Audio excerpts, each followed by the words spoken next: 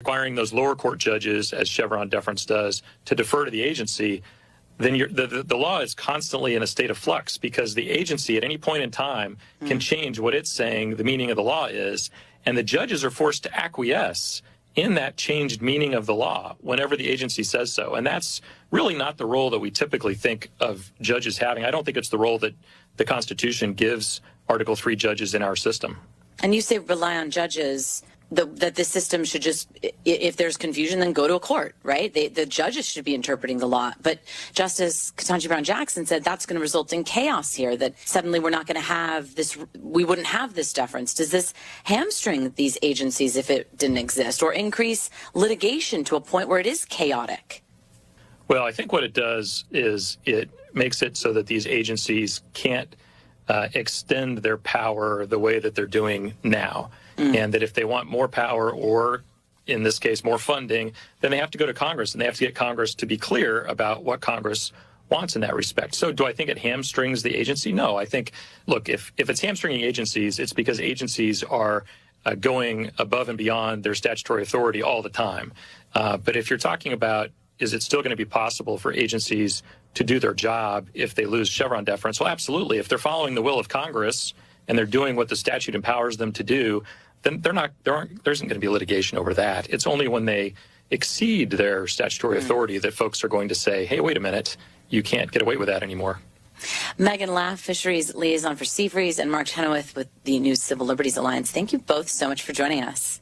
Thank you so much for having us. This is News Talk STL on 1019, 94.1, and newstalkstl.com.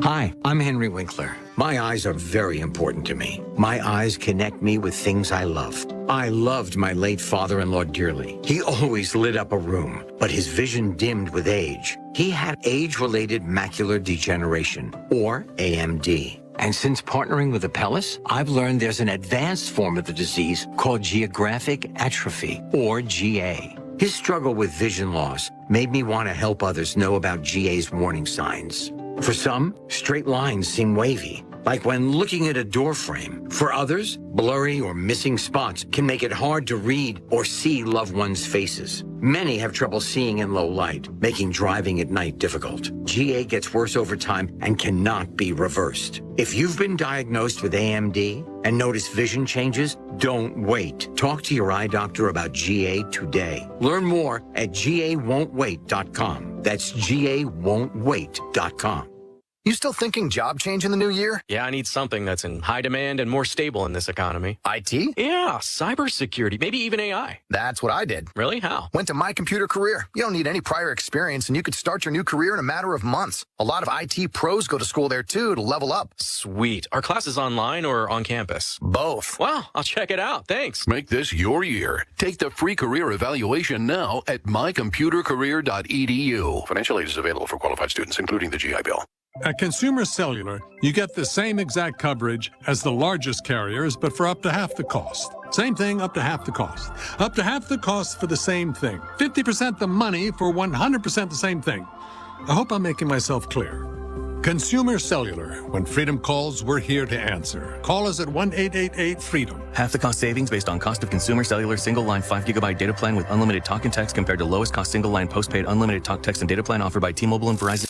The Vic Porcelli Show. Have you ever noticed in the Godfather movies, whenever you see oranges, it means death, or at least something really bad? We'll discuss that on Porcelli's Deli Thursday at 10:25. Weekday mornings at 9 on News Talk STL. News Talk STL is proud to have Doug Voss as part of our lineup every week. Doug has been a staple on St. Louis radio for many years as one of the leading financial experts in the area. You can hear Doug and Safe Money Radio 3 times every weekend on News Talk STL. And in case you miss anything, you can check it all out at DougVossSafeMoneyRadio.com. What else do our listeners need to know, Doug? Simply put, I focus on helping pre-retirees and retirees build, preserve, and protect retirement assets, and I've been helping my clients solve their insurance and financial needs for the past 33 years. I also strive to educate my clients on how to prepare for retirement, minimize the impact of market volatility on their assets, and deal with the challenges of increased longevity. Call me today at 844-676-SAFE. That's 844-676-7233. Doug Voss is a registered representative. Securities offered through DHL Securities, LLLP, member FINRA and SIPC. Hey, it's Columbo and Katie inviting you to join us, plus Mark Close and a whole bunch of our musical friends, Saturday, January 27th at Westport Playhouse. Our band, Mark's band, and Lenny Mink will be joined by some very special guests for an awesome night of music for a great cause. All proceeds go to Thrive St. Louis. Get your tickets now at westportplay.com and join us for a great party January 27th at Westport Playhouse. Brought to you by Weber Chevrolet. Tickets on sale now at westportplay.com. Getting a new floor for your home can be intimidating and a little scary, but that's not the case when you go to Michael's Flooring Outlet. Katie here, and my mom and dad used Michael's, and they had a great experience. They've been a locally owned and operated family business for more than 30 years. You want variety? Michael's has carpet, hardwood, laminate, ceramic tile, luxury vinyl, natural stone, and many other options. Shop in-store at one of their 3 locations in Creve Coeur, Dardine Prairie, or St. Peters. Check out everything that Michael's has to offer at igotfloored.com. Hey, it's Columbo and Katie inviting you to join us, plus Mark Close and a whole bunch of our musical friends, Saturday, January 27th at Westport Playhouse. Our band, Mark's band, and Lenny Mink will be joined by some very special guests for an awesome night of music for a great cause. All proceeds go to Thrive St. Louis. Get your tickets now at westportplay.com and join us for a great party January 27th at Westport Playhouse. Brought to you by Weber Chevrolet. Tickets on sale now at westportplay.com. Join me for the all-new Fox News Saturday Night with Jimmy Fallon. Fox News Saturday Night with Jimmy Fallon. Saturdays at 10 p.m. Eastern. Only on the Fox News Channel. Saturdays just got a whole lot funnier.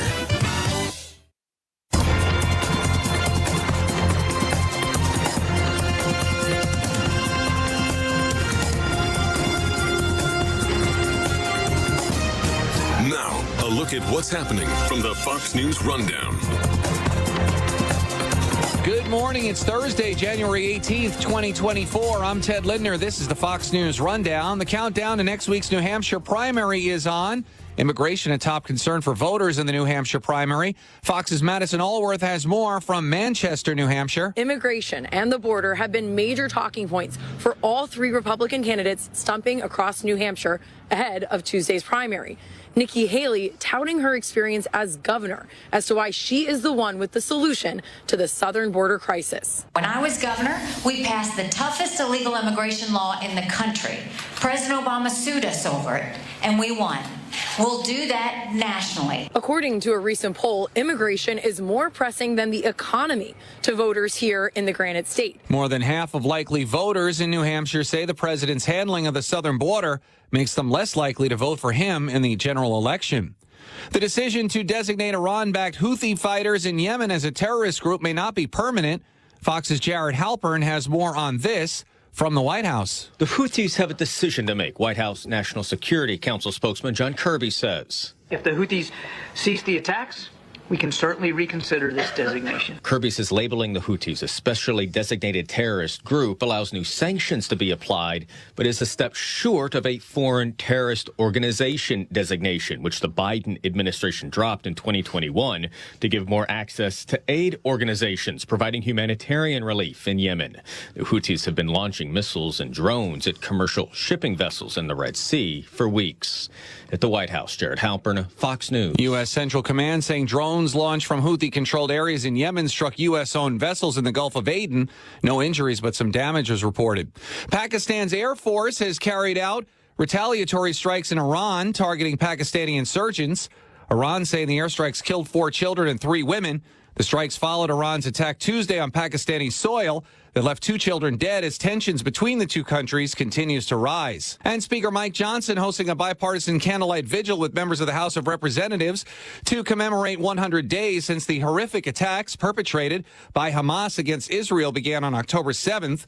Speaker Johnson was joined by Democratic Caucus Chair Pete Aguilar, Congressman Max Miller, and Congressman David Kustoff, and they were also joined by families of those being held by Hamas. And President Biden Wednesday gathering congressional leaders at the White House to talk about his proposal for a $110 billion national security package. The president asking Congress for money to aid both Israel and Ukraine. Republicans, including Speaker Mike Johnson, have indicated they want to see money for border security. I'm Ted Lindner, and this is the Fox News Rundown. This is the Fox News Rundown. This is News Talk STL on 1019, 94.1 and newstalkstl.com. Tim Jones and Chris Arps in the afternoon. It's Thursday. Tim and I will talk about the New Hampshire debate that wasn't. And at 5:25, we'll speak with Tom Smith from the Soda Museum. Tim Jones and Chris Arps. Weekdays at 4 on News Talk STL. Hey, it's Tony Colombo. The new year is upon us, and the cleaning pros at Zero Res are starting things off with a bang with what I think is their best offer ever. Book a cleaning in January and mention the Colombo special, and you'll get 3 rooms of carpet cleaned starting at just $119. Plus, you can take $50 off an air duct cleaning. We trust Zero Res with our home, and after you take advantage of this amazing special, you will too. Just remember to mention the Colombo special when you call 314-474-2020 or book online at ZeroResSTL.com. Investment advisory services offered through OWLFI LLC, a SEC registered investment advisor. Insurance and education services offered through Serenity Wealth Management. Are you or someone you know providing or managing care for a loved one today? Did you know there could be more cost-efficient solutions for funding long-term care, even those currently living in a skilled care facility today? Financial strategist and long-term care specialist Chris Cooper of Serenity Wealth Management can show you tax-efficient strategies available to help your family manage care concerns. Whether planning for the future or managing care for a loved one today, solutions exist to provide the financial peace of mind you deserve. Hi, I'm Chris Cooper, and I'd love to send you a free copy of my new book, A CPA's Guide to Tax-Free Strategies for Long-Term Care. You'll learn about strategies to empower you and your family, protect your savings, and make sure your loved ones get the quality of care they deserve. Request your free copy of Chris's book by visiting SerenityLTC.com. That's SerenityLTC.com. Hi, everybody. It's your buddy Todd Showalter, along with my buddy Joey V from The Right Mind Show. You know how they always say, new year, new me? Well, we don't say any of those stupid things here. But you know what? Every week, we do have a new guest right here on The Right Mind Show. Isn't that right, Joey V? Stop being so stupid and forgetful. Put it on your calendar. Saturdays, 5 p.m., Right Mind Show. Get in your car. Don't drive anywhere. Just look at the radio until sound comes out. And if you do miss the show because you're watching Matlock at that time, make sure to tune in to rightmindshow.com. That's rightmindshow.com for all the show replays. And plus, what better things do you have to do on a Saturday at 5 o'clock? The O'Reilly Update, brought to you by Seavers JCB. Visit them at their St. Peter's location. Bill O'Reilly here, and I'm warming up. Stand by for the O'Reilly Update Morning Edition. But first, if you own a vehicle with less than 200,000 miles, listen up. CarShield is a low-cost monthly vehicle protection plan now available to you. This protection plan is at an all-time low price. Please call 800-925-7584 for a free quote. Drivers who activate today will also receive free roadside assistance and towing at no additional cost. That is 800-925-7584 right now. On this Thursday, welcome to the Icebox of New Hampshire, the live free or die state, unless you expire from frostbite. It's chilly in this quintessential New England place. You might begin humming "Here Comes the Sun" in early May, if global warming kicks in. The Granite State is a tough area where whiners are shunned.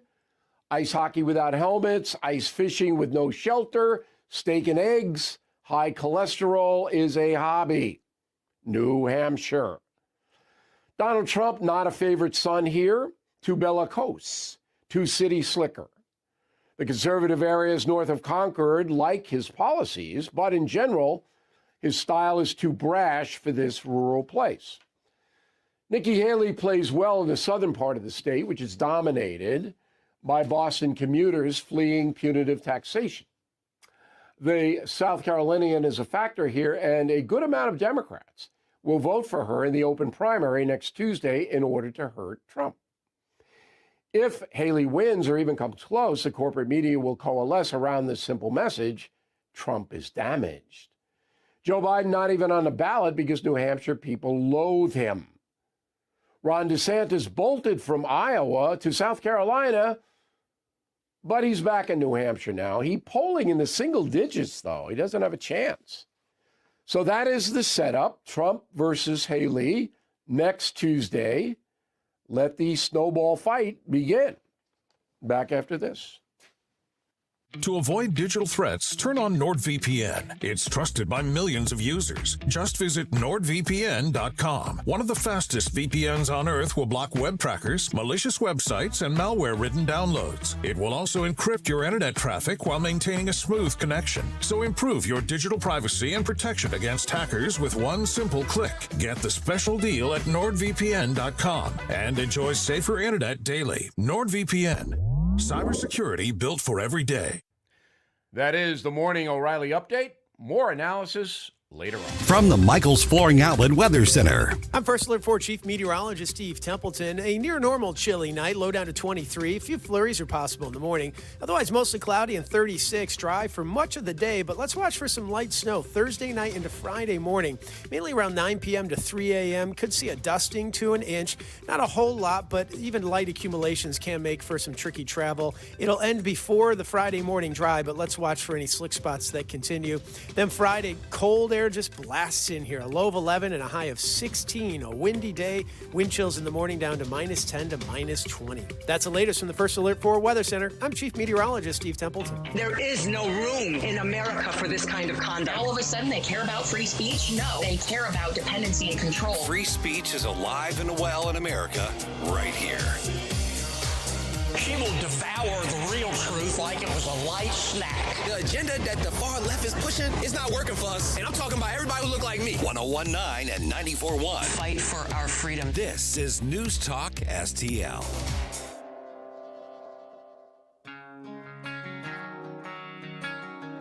Like us on Facebook at News Talk STL.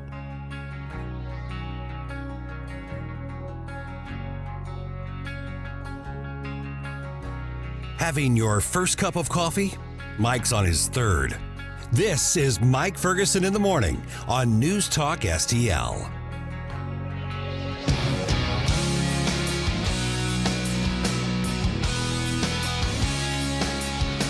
Over the years, we do our best to keep track of what's happening in our schools. Specifically, this bizarre, evil wave of indoctrination, sexual indoctrination of kids in the public school system. We're fighting back. We're getting better people elected in some areas, but also conservatives are simply going to court to try to reclaim those rights for parents. Are we actually winning? Well, there is a case that the Supreme Court is considering. Whether they take it up or not remains to be seen. That could return that power to the parents. So we're going to talk about that here in just about 30 minutes or so. Hey, good morning. Mike Ferguson here. Thanks for making News Talk STL part of your Thursday morning. Yep, we're on the backside of the week, and the weather's going to be a little bit warmer today, so enjoy that because it'll probably get cold again after another day or so. But let's talk politics in Missouri here. State Senator Bill Eigel was on the show with us on Wednesday, and he is on a mission, he says, to reduce or eliminate some of the taxes that we pay every year, some of the most irritating ones. And then, of course, he's running for governor, so we got an update on his campaign as well. Here's what the senator had to say. Let me start with a couple of legislative questions. Saw a couple articles this morning regarding some municipalities, some from your neck of the woods, St. Charles County, saying, hey, legislature, could we get a clarification on this senior citizen property tax freeze?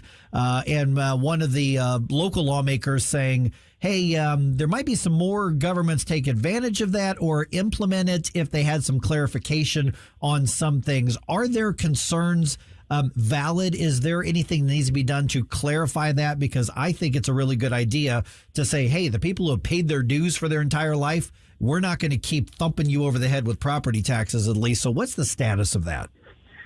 Yeah, good morning, Mike. Thanks for having me. And yes, Senate Bill 190, we did hear a bill in committee yesterday that would provide some clarifications on the law. And really, some of the municipalities came forward and had some specific hypotheticals that they felt weren't being answered by the bill. Yet that didn't stop certain counties from going ahead and implementing that tax cut. St. Charles County is one county that has already implemented the tax cut where we limit or we stop assessment increases on seniors.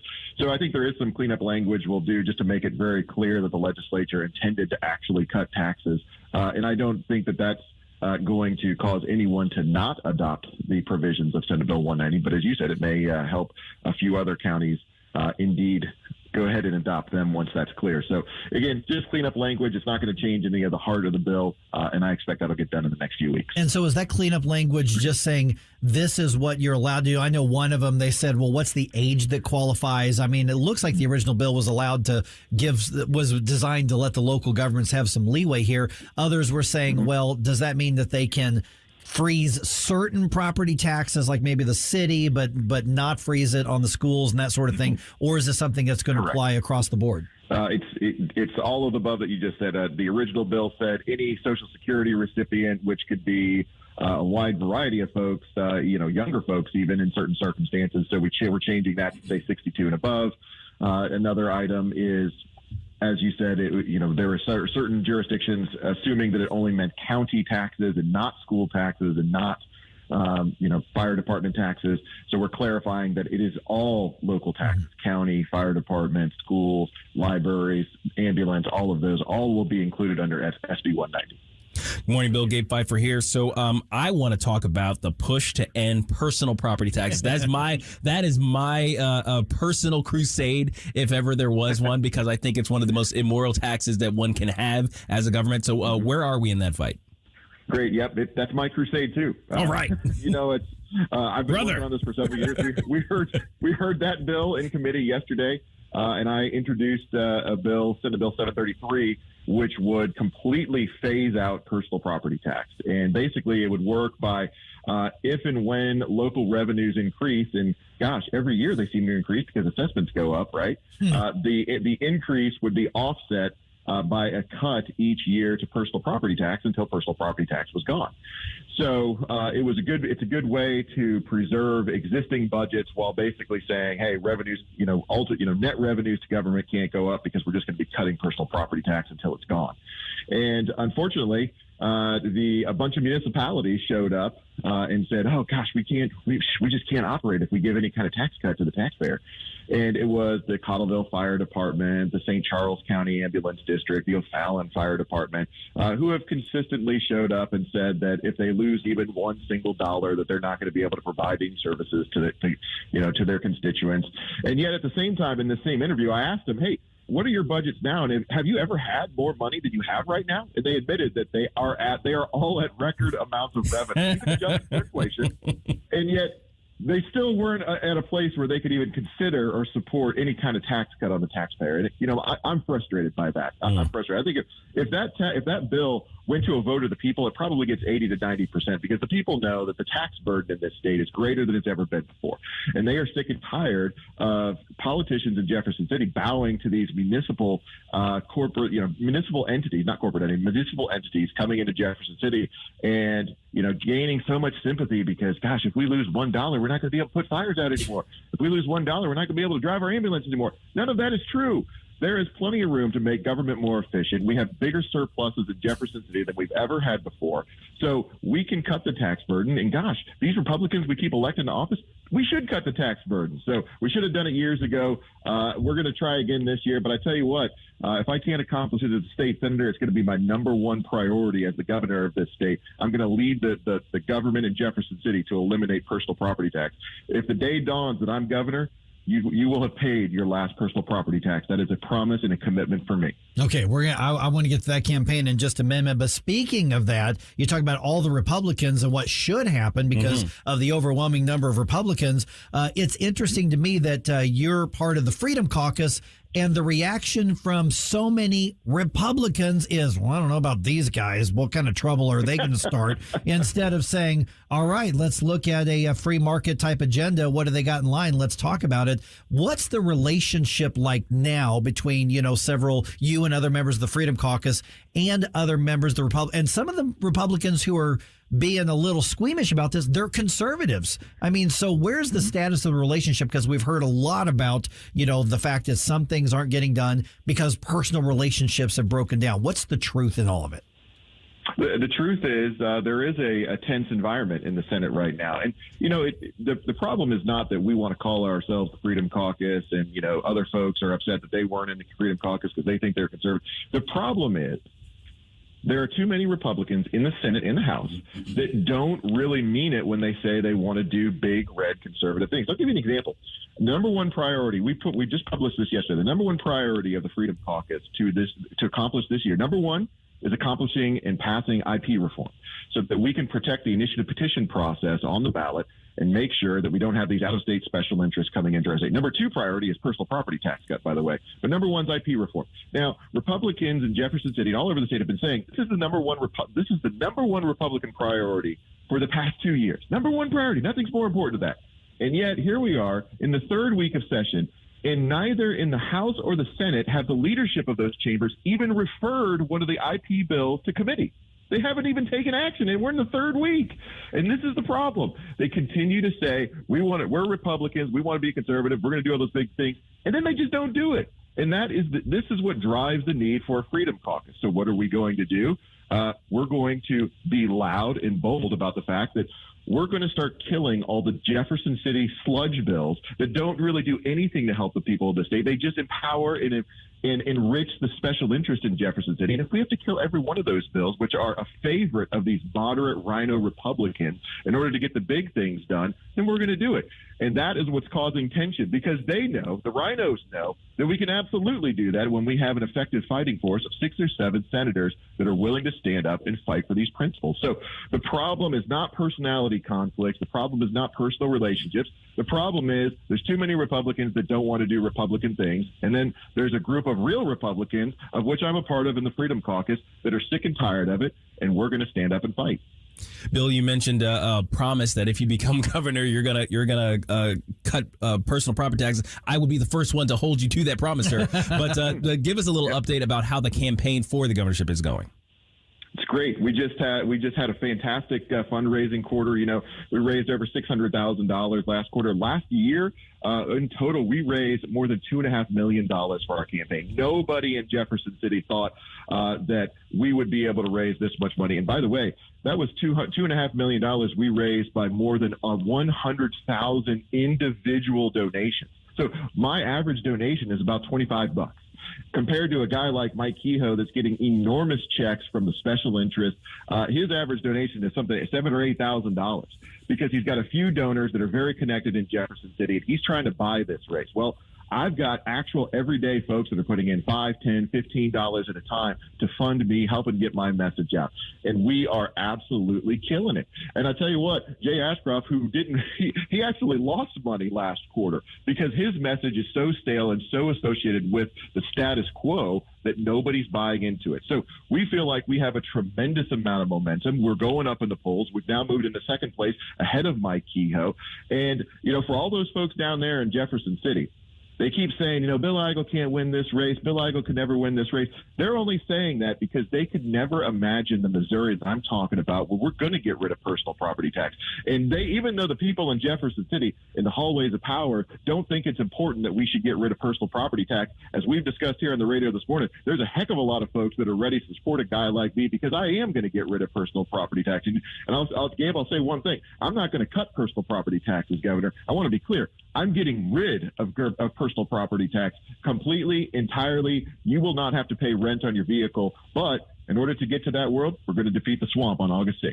All right, State Senator Bill Eigel, let's go ahead and give out the website again. Gabe's smiling over there. Oh, man. As well. Ear to ear. But, we've already tagged you on the social media, but what's the website people want to get in touch, learn more? BillEigel.com. Go on there. You can sign up. You can read about the platform. You can read about personal property tax. You can sign up to be a citizen co-sponsor of my bill to eliminate personal property tax on my website. Check it out. We've had 35,000, 40,000 people sign up on the website already. This message, it's going well. Let's go, Missouri. That news roundup coming your way just ahead in less than 2 minutes right here on 101.9 and 94.1 News Talk STL. We give you news, analysis, opinion, and more. Only on News Talk STL. Get up, St. Louis. It's Mike Ferguson in the morning.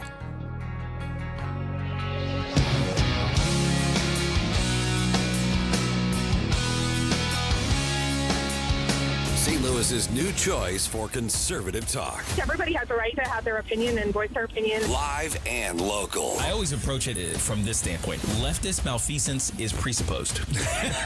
This is News Talk STL. Ackerman Toyota had a great 2023, so Jay asked me to thank you for all of your support. Loyal customers making Ackerman Toyota number one in St. Louis Toyota sales. Number one out of the 75 Toyota dealers in the region in Camry and Corolla sales. Ackerman has the lowest prices, great selection. Visit Ackerman at Hampton and 44 or online, AckermanToyota.com. Ackerman Toyota, for life. Hi, Sean Long for STL Fenceworks. STL Fenceworks is proud and excited to install American-made aluminum and vinyl fence products, as well as American-made decking. For instance, STL Fenceworks has teamed up with Jareth Manufacturing. Jareth invented the aluminum fence industry over 50 years ago. The Jareth product is wholly sourced and manufactured in the U.S., and STL Fenceworks is the third largest Jareth customer in the world. STL Fenceworks is vinyl fencing also, and not just white. We partner with National Vinyl Products to provide you with tan, clay, gray, and variegated wood grain vinyl fence products too, all made in the U.S. Not to be forgotten, STL Fenceworks is maintenance-free decking. STL Fenceworks is the #1 distributor of Wolf Cellular PVC in the Midwest, proudly manufactured in the U.S. and voted #1 maintenance-free decking product in the United States.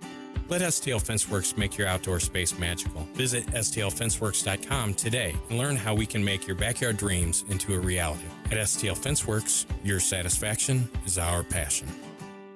Hi, I'm Jen Wallner. And I'm Rodney Wallner with the Wallner Home Selling Team at Berkshire Hathaway. Hey, Rodney, how do you sell your home for top dollar? That's easy. Call the Wallner Home Selling Team at 314-810-SOLD. What if I want a flexible commission rate? Call the Wallner Home Selling Team at 314-810-SOLD. When's the best time to sell your home? Right now. Call the Wallner Home Selling Team at 314-810-SOLD. For all your real estate needs, call the Wallner Home Selling Team at 314-810-SOLD. That's 314-810-SOLD.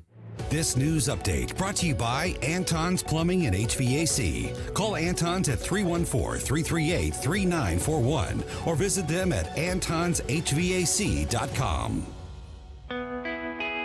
Good morning, St. Louis. It's Ben Shapiro. I'll talk to you tonight at 11. But right now, back to the Mike Ferguson Show on the new conservative voice of St. Louis, 101.9 and 94.1 News Talk STL. Pro-death activists launched their referendum effort to bring abortion back to Missouri today. All righty. Here we go. Here comes the fight. Yep. Also, if you decided to read your new Bible on a fishing trip, the feds probably know about it, and they're worried about you. You extremist! Uh-oh. You did that, didn't you? They're trying to follow us around. Remember the old Mayak controversy back about 20-some years ago, where they put these fusion centers together what was it called? The Missouri Information Analysis Centers. Basically, it was local, state, and federal law enforcement centers where they were trying to surveil people, and they had this big list for law enforcement. Hey, watch out if you see this. And among those things were like conservative, pro-life, pro-Second Amendment, NRA, Libertarian Party, Constitution Party bumper stickers and things like that. So things that are completely protected by the First Amendment and you're just allowed to have opinions. We got that shut down with activism way back in the day. This is a whole new level of that same thing. It is government overreach, and it just shows you what the federal government thinks of us. All right. Also, where will you watch Cardinals games on TV this year? I don't mean what's your favorite sports bar. What's your favorite place to watch games if you're not at home? Usually it would be at a friend's house, to be honest with you. There you go. Yeah, I'd go to the Post or Cybergs or someplace like that as well. But I mean, which channel or streaming service? Because that's all up in the air for the Cardinals and the Blues. All right, it's 5:52 right now. All right, decline to sign. That's the reminder that we've got. A coalition of pro-abortion organizations launches their petition drive today in hopes of putting a referendum on the ballot that would, if approved by voters, bring elective abortion back to Missouri. The referendum aims to add an amendment to the state constitution. They've got until May 5th to collect just over 171,000 valid signatures to get that measure on the ballot, which means, remember, decline to sign.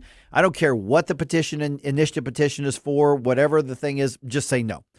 Because there may be some other ones out there, but just to be safe, don't sign any of those at this point. And because the Republicans in the Missouri legislature won't deal with initiative petition reform, it just takes 50% plus one to bring death on a mass scale back to Missouri. Yes, it does. All right. We'll get into that a little bit more just here in a few minutes. All right. Federal investigators asked banks to filter customer transactions based on search terms. Now, members of Congress are drawing attention to this, but we should all be really concerned about this. Here's Republican Congressman Jim Jordan. He was on Larry Kudlow's show to talk about this. At the request of government, you got banks searching private transactions of their customers for key search terms, key words. It looks like without any warrants, without any legal process. And what were those keywords they were searching? Did they purchase religious texts? Did they shop at Cabela's or Bass Pro Shop? Yeah, and also looking, when he said religious texts, I mean, really doing a search to buy different religious texts. We're talking the Torah, we're talking the Bible, we're talking, maybe other books. The transaction searches were headed by the Treasury Department's Office of Strategic Operations of the what's called the Financial Crimes Enforcement Network, or FinCEN. And, of course, they're demanding more testimony on this. I have no problem believing the federal government did this. No, folks need to be paying attention to what's going on because this smacks of China to me. Yeah, without a doubt. And my guess is that my guess is this isn't conspiracy theory. This is happening in your bank. Likely does. They get an order. Hey, do a sift, do a search. Give us an alert if anything looks odd. I mean, and some other things were like, which candidates were you searching for? Were you buying stuff? Not searching for. What were you buying? Did you buy something that had Trump in it or MAGA in it or DeSantis in it or pro-life in it or anything like that? That could have very well ended up getting you on the list. And we're talking hundreds of thousands of these searches. More on that later.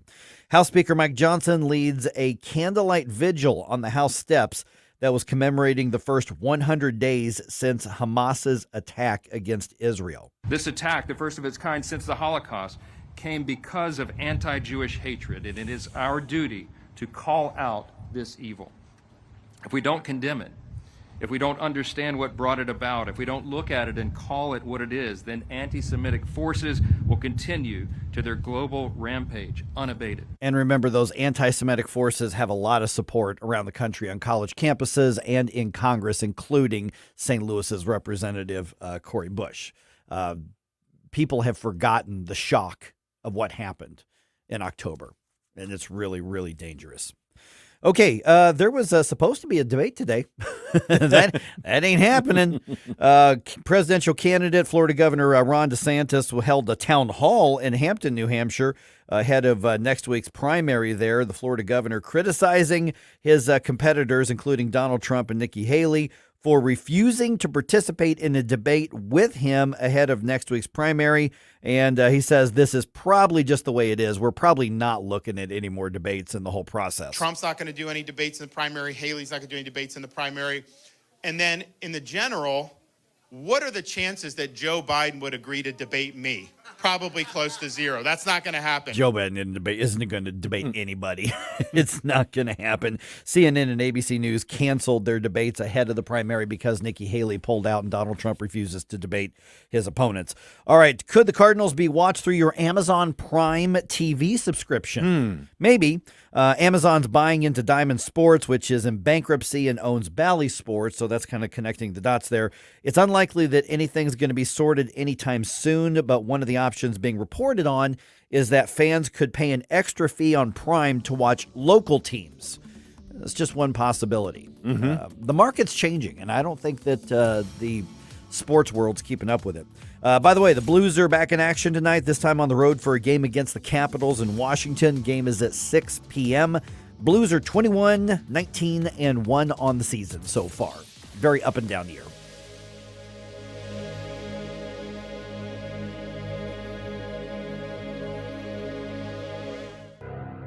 Freedom isn't just a word. It should be a way of life for all Missourians.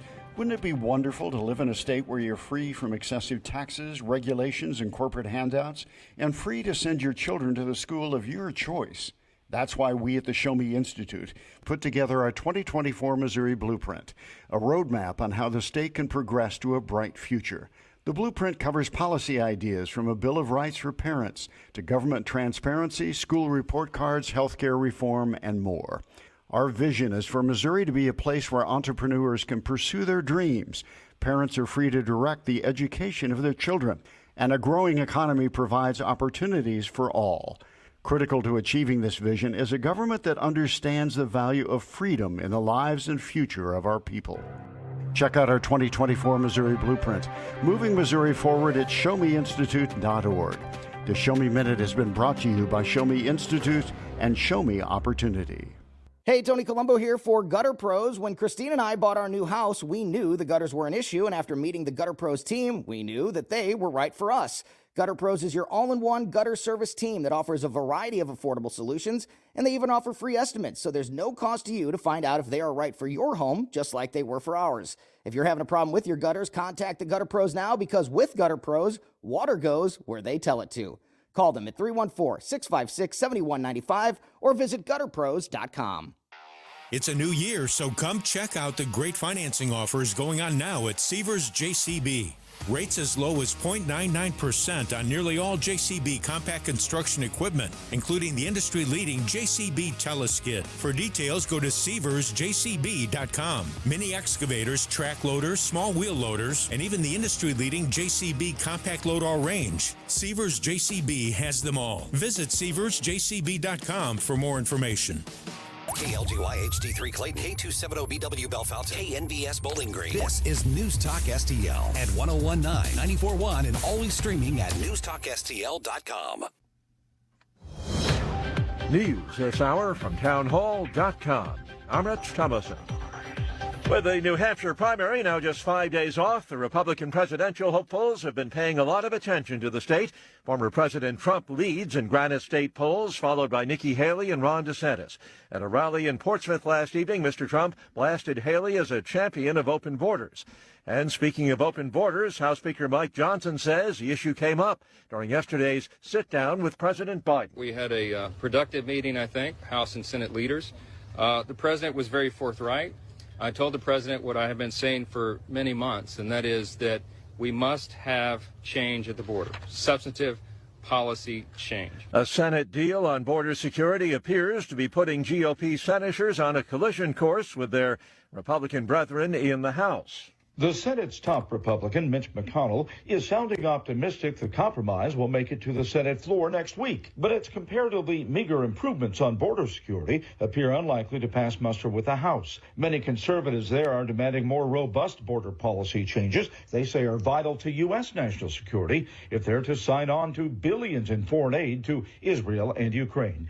Bob Agnew reporting. Mentioned more frequently of late as a possible Trump running mate, GOP Congresswoman Elise Stefanik of New York. There have now been over 88 recorded acts of violence and intimidation against pregnancy centers, churches, and pro-life organizations by far-left activists.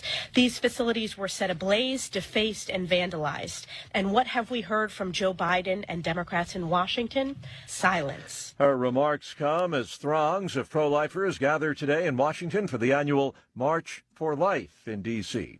Watching Wall Street, the Dow futures down 22 points, NASDAQ futures up 120. More on these stories at townhall.com. My doctor told me my blood pressure is borderline. I figured I could worry about it or do something about it. So I took control with Garlic Healthy Blood Pressure Formula. It works safely and naturally to help maintain healthy blood pressure with a custom blend of garlic, vitamins, and minerals. And it's odor-free. I'm taking charge with Garlic Healthy Blood Pressure Formula. These statements have not been evaluated by the FDA. This product is not intended to diagnose, treat, cure, or prevent any disease. The term natural references only the garlic in the product. Use as directed. Relief Factor, pain relief that's natural, pain relief that works, and pain relief that attacks the source of the pain.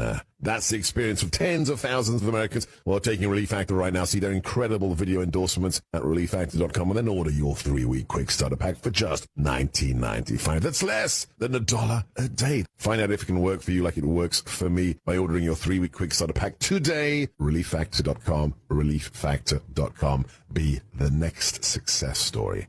From the Michaels Flooring Outlet Weather Center. I'm First Alert 4 Chief Meteorologist Steve Templeton. A near normal chilly night, low down to 23. A few flurries are possible in the morning. Otherwise, mostly cloudy and 36. Dry for much of the day, but let's watch for some light snow Thursday night into Friday morning.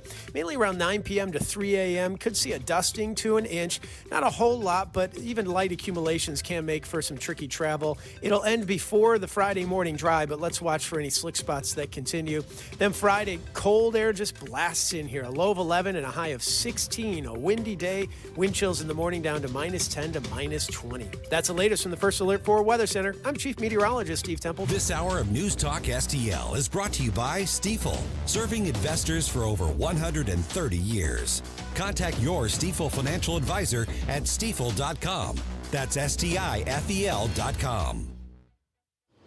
Are you tired of the corruption and special interest groups controlling our state and cities? Are you tired of yelling at your TV or your car radio because important issues like crime, homelessness, education, and taxes are being blocked by special interest groups? It is time for Missourians to declare our independence from special interest groups corrupting our government. Join the Freedom Principal Mo today, and you can be an integral part of creating the largest statewide member-led organization fighting for America and Missouri First policies. The Freedom Principal Mo is fighting to put the voters back in charge of our government. The Freedom Principal Mo has been a leading voice in Jefferson City, fighting for our police and making our community safer, exposing corruption at the local level and in Jefferson City. It's time to start making our elected officials start listening to us and finally start passing legislation that protects our freedom and protects Missouri's values. Visit our website at freedomprincipalmo.org and join today and make 2024 the year we get something done. What happens next? Iowa, thank you. We love you all. Happens right here. The big night is going to be in November when we take back our country. 101.9 and 94.1 News Talk STL. Mike Ferguson. It's a miracle we're not in prison. Gabe Pfeiffer. Are you kidding me? Get up! Get up! Can't you hear the alarm? Get up, St. Louis. Yeah, it's kind of a thing. Mike Ferguson in the morning on News Talk STL. Get up! Get up! This is your In our country, in our society, over generations, there's been one aspect of our freedoms that we've just assumed was settled, and that's the freedom of religion. The freedom to live out your faith as you see fit, as long as you're not hurting somebody else. Well, in the last few years, that assumption is frankly being disputed, and it's being disputed by government agencies, especially the public school system, which is really sad. I'm Mike Ferguson. I came across an interesting blog post at the First Liberty website, and it just says simply, will Supreme Court protect parents who want to raise children consistent with their faith. And I'm joined now by First Liberty's Kayla Toney. And Kayla, thank you for being on the program, especially with you leading so many of the religious freedom efforts that First Liberty takes on in court. This particular case that we'll start with is just outside of Washington, D.C., in Montgomery County, Maryland, as I understand it. And Kayla, kind of give me the primer on this case, because this has to do with objections to a lot of the sexual content, as I understand it. Yes, and thank you so much for having me on the show. It's great to be here and talk with you about these important topics. So this is a case that friends of ours are working on in Montgomery County. This is regarding a gender identity policy in a public school system that requires staff to hide children's gender transitions from their own parents. It requires staff to rank how supportive they think the parents will be on a scale of 1 to 10. There's no basis for this ranking. The staff has never spoken with the parents at this point, but all that has to happen is a child just expresses some sort of interest in changing a name or pronouns or using a different restroom, and then suddenly there's this gender support plan that's set in place, and the staff determines whether they're going to completely exclude the parents. Now, there are, unfortunately, policies like this that are proliferating around the country. One estimate is that there's about 10,000 schools that have this policy in place currently. And obviously that's not widely known because the schools don't want parents to find out and become upset. So in Montgomery County specifically, hundreds of children have already received these gender support plans without their parents' knowledge. And so a handful of courageous parents are standing up to sue over this policy and alleging violations of their parental rights. Now, the problem is the Court of Appeals of the Fourth Circuit held that the parents lacked standing, meaning they couldn't even bring their lawsuit because their own children had not yet begun to transition genders. Well, the problem is the parents would have no way of knowing because the school is keeping this secret. So it's a catch-22, and it puts parents in an impossible position. So now our friends are appealing to the Supreme Court, and we are supporting them with an amicus brief on behalf of a large coalition of different faith groups. So while the case itself focuses on parental rights, obviously it has important implications for religious families. And so we at First Liberty, because the First Amendment and religious freedom is our main focus, we are representing 5 different organizations. They're Jewish, Muslim, and Hindu and Christian groups. So we've got 4 faiths that are part of this coalition. And we're asking the Supreme Court to review this case and correct the error, saying that parents cannot even challenge the policy until their children actually begin to transition genders. So we're hopeful that the court will take the case. It's always a long shot with the Supreme Court. They only take a small percentage of the petitions that are presented to them, but we think this one is particularly important because of the issues at stake. And if somebody wants to look up the case, they can look up John and Jane Parents versus Montgomery County. And while the religious freedom aspect of it, because we're talking, Kayla, about the parents' right to rear their children with the values that they instill, and obviously the schools are trying to compete with that. But is this as much about religious freedom, or is it about the role of government in not trying to compete with that? It's really both. Yeah, the case itself focuses on parental rights, so for any parent, whether they're religious or not.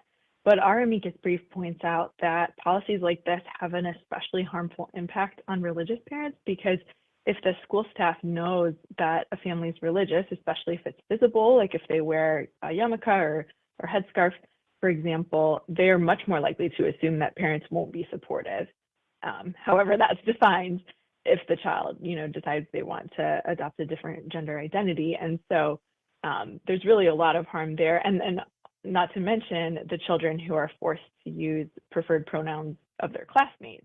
And that violates the children's faith and, goes against what the children are learning at home. And that's really the issue at the core of this is, should children, especially young kids that don't have the ability to really understand all these complex concepts, should they be forced to choose between their family's religious beliefs that they're learning at home and at church or synagogue, and the agenda of the public school system that is pushing this on them. And, given peer pressure, it's likely that they'll choose to go with what their teachers and school staff are saying. And so that's really the concern at the core of it. We are visiting with Kayla Toney from First Liberty. And Kayla, when it comes to, I think what people are shocked at is the proactive refusal to tell parents.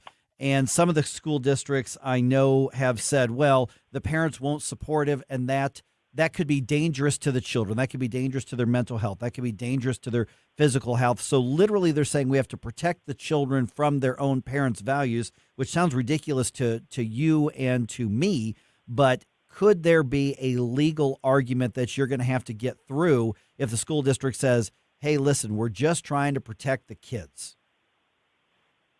They've tried that. I think it's hard to take that argument seriously when that's their focus, though, because there's no evidence that any of these parents who are being excluded would respond in a hostile way.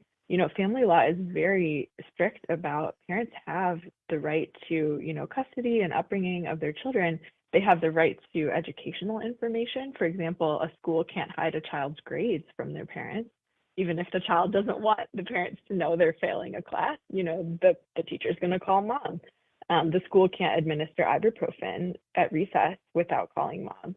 And so the idea that the school could launch this incredibly significant psychological endeavor, really a medical decision, and granted, none of these school staff are trained as medical experts on gender dysphoria. And so really it can't be in the best interest of the child without any evidence or showing of, potential harm or abuse or anything like that, to just automatically assume that parents won't be supportive. And the reality is the vast majority of parents, are in the best position to support their kid because they know their kid and love them, and they can understand the whole range of issues that the kid is experiencing, which probably include peer pressure. Mental health is often at the core of these issues.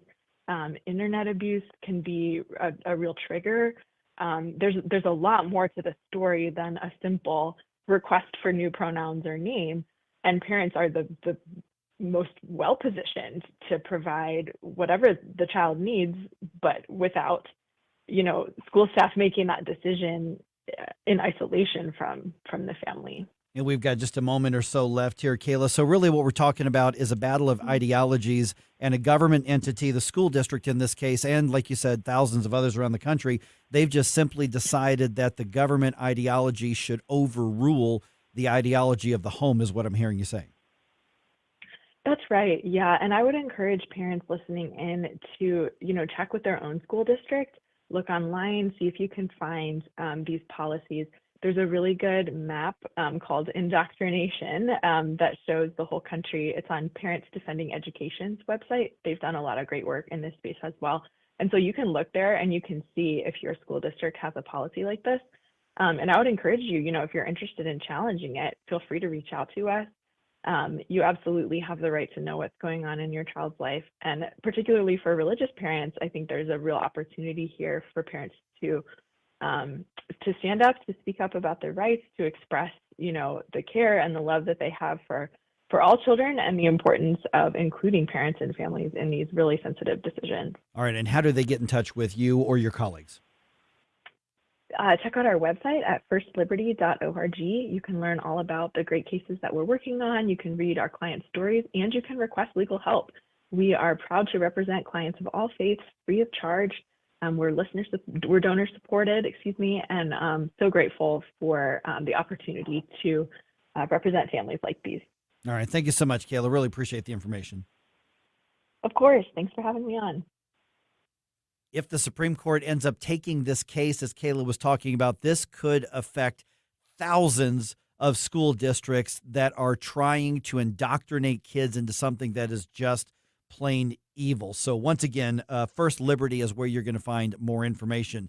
Got some thoughts on this? Because if you think that your local school district's not doing it, you're probably wrong, even if you are in a red area. The school districts, we've said it over and over again, they have just been captured by the leftist establishment, and you've got to be on guard. Like Kayla was saying, it would really help if you've got a kid in any K-12 public school district.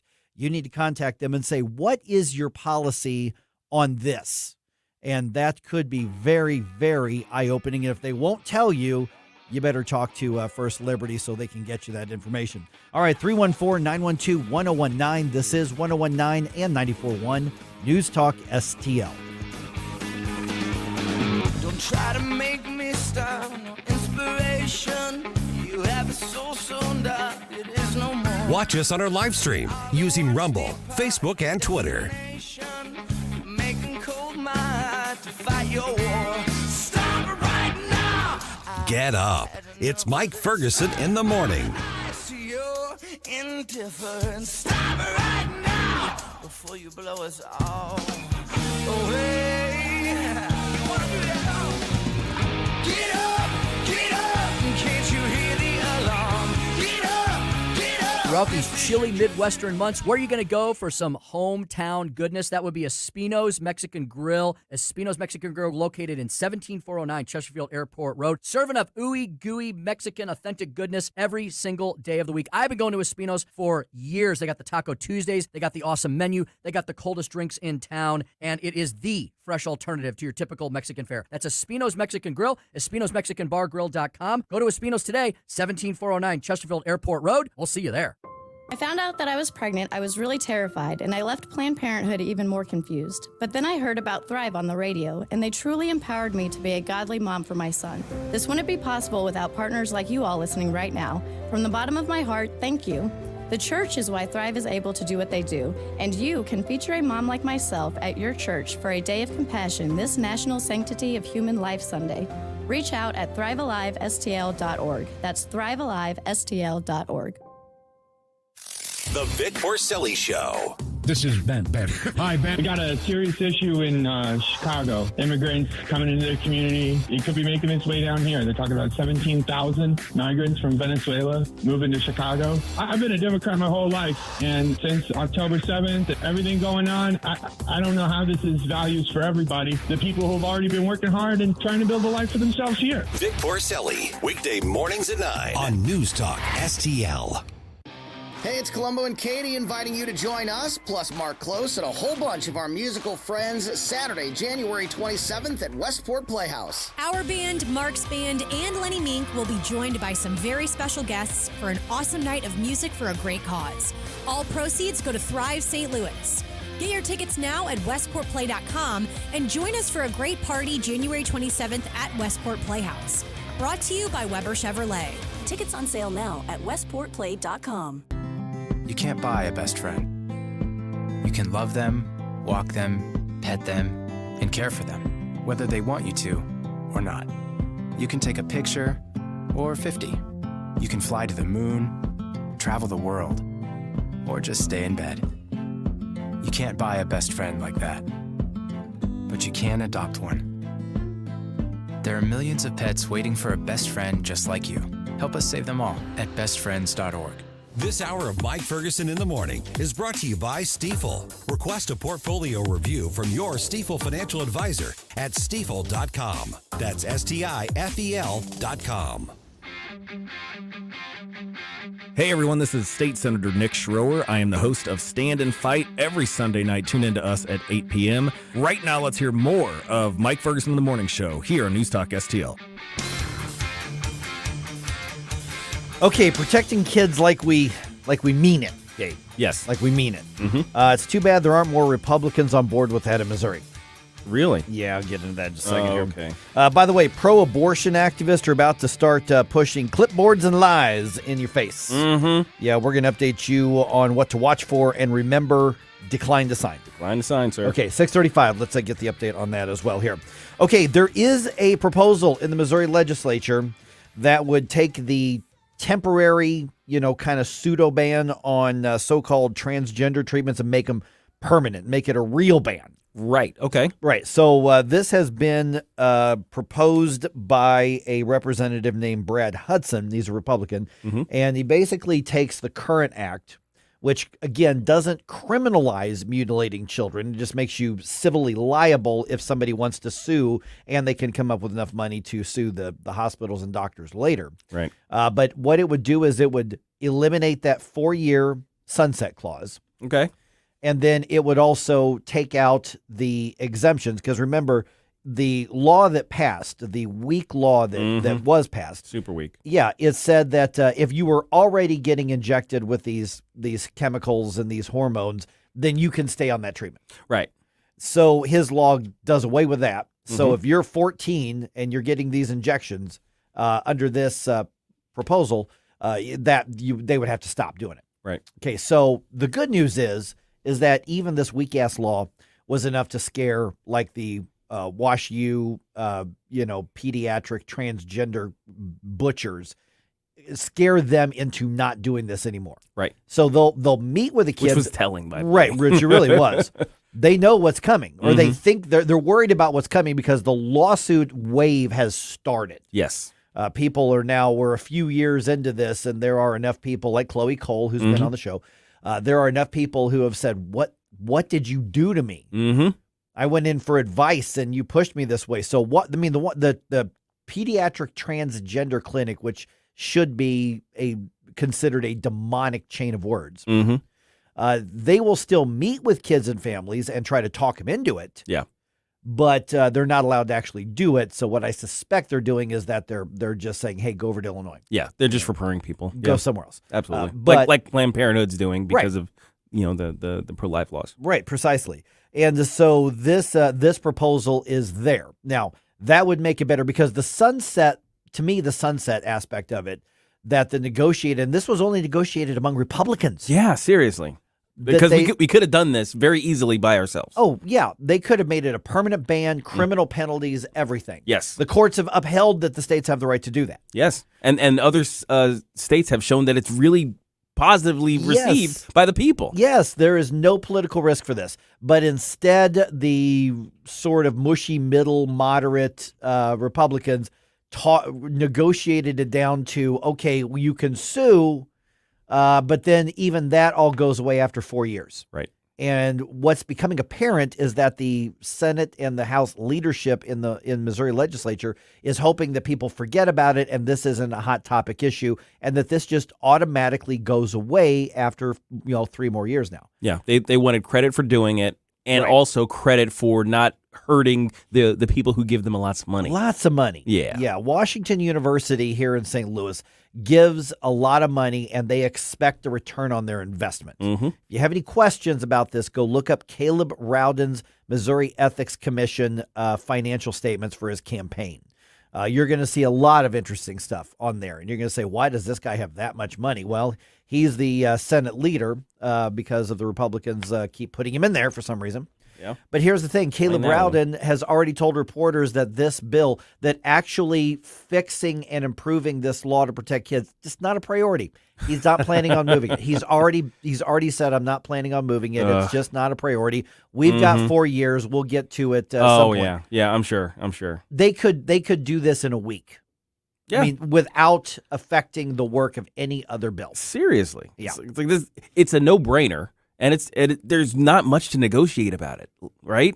At this point, I mean, even the changes that are being proposed are like we were discussing. It's relatively weak. It's a mild bill compared to even some other bills across the country. Yeah. Oh, absolutely. And so they don't want to talk about this, which is very telling. Yes. Because, like you said, Gabe, there is no place in Missouri where this is a political loser. No, Listen, not at all. Pass the law. I mean, to me, I'd make it a criminal offense. Yes, absolutely. But if this is the best they're going to do, get rid of the sunset clause. Let Tony Messenger throw a fit. Yeah, which he will. Let Promo throw a fit. Let Planned Parenthood throw a fit. Who frickin' cares? Right. I mean, if you want to wait out the clock because of, for some reason, wait out the clock on their tantrum afterwards. Yeah. Don't wait out the clock on the bill itself. Or let them throw a tantrum and just point and giggle. we could have fun with it, absolutely. But here's the thing here's what I don't want to be doing is in 3.5 or 4 years from right now, I do not want to be here in the morning and saying, I told you so, I told you so, I told you so, because now it's free game on these vulnerable kids again. Right. And that's the thing. The I told you so's aren't so fun when it's putting kids at risk. Right. It's not so fun when the actual consequences of this stupidity starts hitting Missourians and Americans at large. Yeah. So that's where that is. It's likely going to stay under the radar unless conservative media like us, and unless those of you who are part of the News Talk STL family light up your lawmakers and say, you've got the chance to make this permanent, that's not a big lift. Just make it permanent. Move on with other stuff. I don't think it would take very many, I won't say angry phone calls, but I'll say concerned phone calls to actually move the needle on this. And just over 2 weeks into the legislative session, the Senate leader goes, not my priority, not interested. Seriously. I mean, this is unbelievable. This is a guy who pretends to be, he got one of the things he got elected by doing was touting that he was a worship pastor in Columbia. And I've known Caleb Rowden for a long, long time, over 10 years, 10, 12 years. And it's just unbelievably disappointing because he's proven to not, frankly, live out his values that he says he has. Yeah, absolutely. Yeah. Yep. All right. Nice weather today. I woke up this morning and I saw on my weather app, it was 25 degrees in Richmond Heights. Yeah. I'm like, T-shirt weather, baby. Seriously, we picked up 20 degrees. Man. That's pretty awesome. Okay, so today's the day to get your stuff done. Yes, if you got any outdoor things. Yeah. Well, I was Fill up your tires. Yeah. Well, that's the thing. I was going to go get my oil change and double check the tire pressure thing, but the service schedule where I got my car isn't allowing that. Oh, boy. So I'm going to go in on Monday, but I'll probably go do the air pressure just a little bit on my own here as well. But today is the day to do that because it's going to be cold again over the weekend. Now, no snow or ice, but I do want to congratulate St. Louis on something. When this last winter weather came in, I mean, it wasn't a huge amount of snow, but the really cold weather and stuff, we didn't panic this time. We didn't seem to, at least. No, a couple days ago, Rachel and I were at the grocery store, and there was still bread and milk on the shelves. Whoa! Yeah. No way. Okay.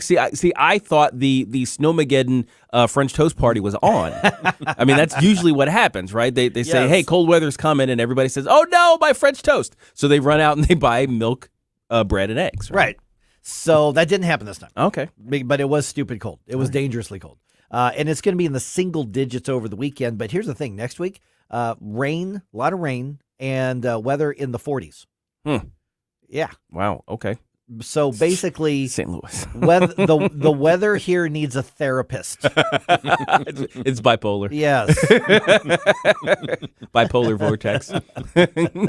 And then, I mean, Stell, you watch the stuff closer than we do. I mean, after the towards the end of the week, I mean, it's still in the 40s, but at some point there's another like winter possibility brewing up. Well, this one, as you mentioned, Yeah. comes in later tonight. We've got a chance for light snow overnight into tomorrow morning. And then I think it's only highs in the teens over the weekend with lows around maybe 0 to 3. I was going to say I saw 3 to 5, but exactly. Right in that neighborhood. And then it warms back up. But like you said, there's rain next week. And I think there's rain Tuesday through Friday, at least a 50% chance through that whole stretch. That's what I saw. And that will maybe continue for the next couple of weeks where we're going to see this up and down pattern. So at least all that like silt and snow and grime and ice melt that's all over your car right now, it's going to get washed off with the rain. Yay. I guess. Yeah. It's also a good time to get your battery checked.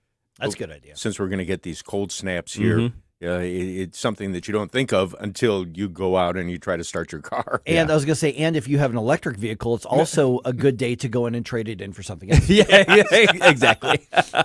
Actually, those stories blew up all around the country because of, like you were talking about the polar vortex, that it hits the whole country. Like there's a whole cold snap pretty much across, moving across very slowly across the whole country. So all of these people in these areas that are getting these really, really low temperatures who've got their Tesla, now the fast charge stations have long lines next to them as though it was like the equivalent of the 1970s gas crisis. So what's happening right now? Yeah, it takes an hour to charge those things, and then it's not going to charge very well because of the temperature. Yeah. And as you had mentioned about Chicago yesterday, Mike, I saw stories from Minneapolis and Milwaukee. And I can't imagine what's going on in Canada, Gabe. Oh, gosh, yeah. In Edmonton and Winnipeg where it's 30, 40 below. Oh, my gosh. Yeah, Janet, every time we feel it's cold around here, she checks her phone. She's like, what temperature is it in Edmonton? I was like, oh, okay, it's like 30 degrees lower than us. That's fine. All right, just ahead here, the hard left has settled on their pro-abortion referendum. This is a real threat Mm-hmm. because remember, to get a constitutional amendment in Missouri, it takes literally a 50% plus one vote to amend the state constitution, and that's what they want to do. They want to bring back abortion to the state of Missouri. I'm going to tell you what they're proposing. It's pretty extreme, so you're about to have clipboards and stuff pushed at you, a bunch of lies as well. Let's be ready for this, and let's talk about it right here on 1019 941 News Talk STL.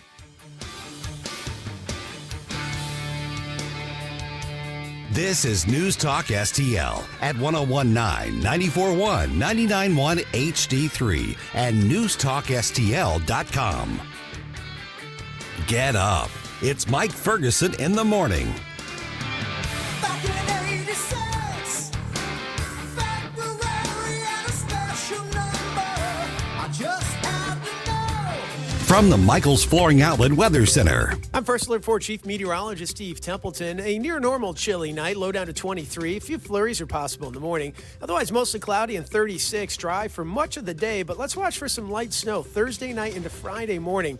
Mainly around 9 p.m. to 3 a.m. Could see a dusting to an inch. Not a whole lot, but even light accumulations can make for some tricky travel. It'll end before the Friday morning dry, but let's watch for any slick spots that continue. Then Friday, cold air just blasts in here. A low of 11 and a high of 16. A windy day. Wind chills in the morning down to minus 10 to minus 20. That's the latest from the First Alert 4 Weather Center. I'm Chief Meteorologist Steve Templeton. Tony Colombo here, reminding you to visit my friends at Bluff City Outdoors in Alton before your next trip into the great outdoors. For decades, Bluff City Outdoors has covered all the needs for area fishermen, and they'll always have all the best bait, tackle, and gear for your next trip on the water. And now they cover all your bow hunting needs, including their state-of-the-art indoor archery range and techno hunt system, open every day for you to come shoot, or you can join a league. Follow Bluff City Outdoors on Facebook and learn more at bluffcityoutdoors.com. Are you a natural leader driven by the desire to make a lasting impact? Is your deepest calling to be an elected official making a real difference? Now, picture yourself with the power to shape the future in St. Louis City. St. Louis needs your leadership now more than ever. The urgency is real. The Republican Party, City of St. Louis can help you file, be your guiding force, and support you during the campaign. Contact stlouisrepublicans.com and step into your destiny. Paid for by St. Louis City Republican PAC. Curtis Farber, Treasurer. Tim Jones here to tell you it's officially landscape lighting season at Pro Outdoor. To see some of their incredible lighting work, visit their website, prooutdoor.com. They offer low voltage landscape lighting that really makes your home stand out from your neighbors. If you're looking for accent lighting, path lighting, or wanting to expand your outdoor living space, or just looking for a little more security around your home, the team at Pro Outdoor are the ones to call. Pro Outdoor can take care of all your outdoor needs, including lawn fertilization, irrigation installation and service, as well as landscape lighting. They're offering some great end-of-year specials. Be sure to call them today. Schedule a consultation. That's prooutdoor.com. On the next, Larry Connors USA. Vivek Ramaswamy giving his support to Donald Trump. Great. Now, what role will he play in the Trump victory and in the Trump campaign? Larry Connors USA. Now, weeknights 6 until 8 on News Talk STL.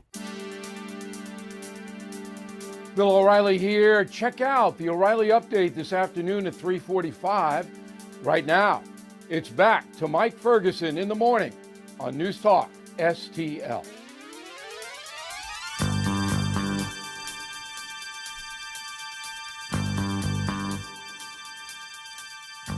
All right, clipboards and lies. Mm-hmm. That's what you can expect here. And remember, this is what I hope you remember, and I hope you tell all your family and your friends and your coworkers and your people at your church and people on your ball team, decline to sign. Yes, absolutely. I don't care what it's for. Mm-hmm. I don't care what the petition is for. I'm declining to sign this time around. Better just, safe. Yeah. Better safe than sorry. Yeah, just to make sure.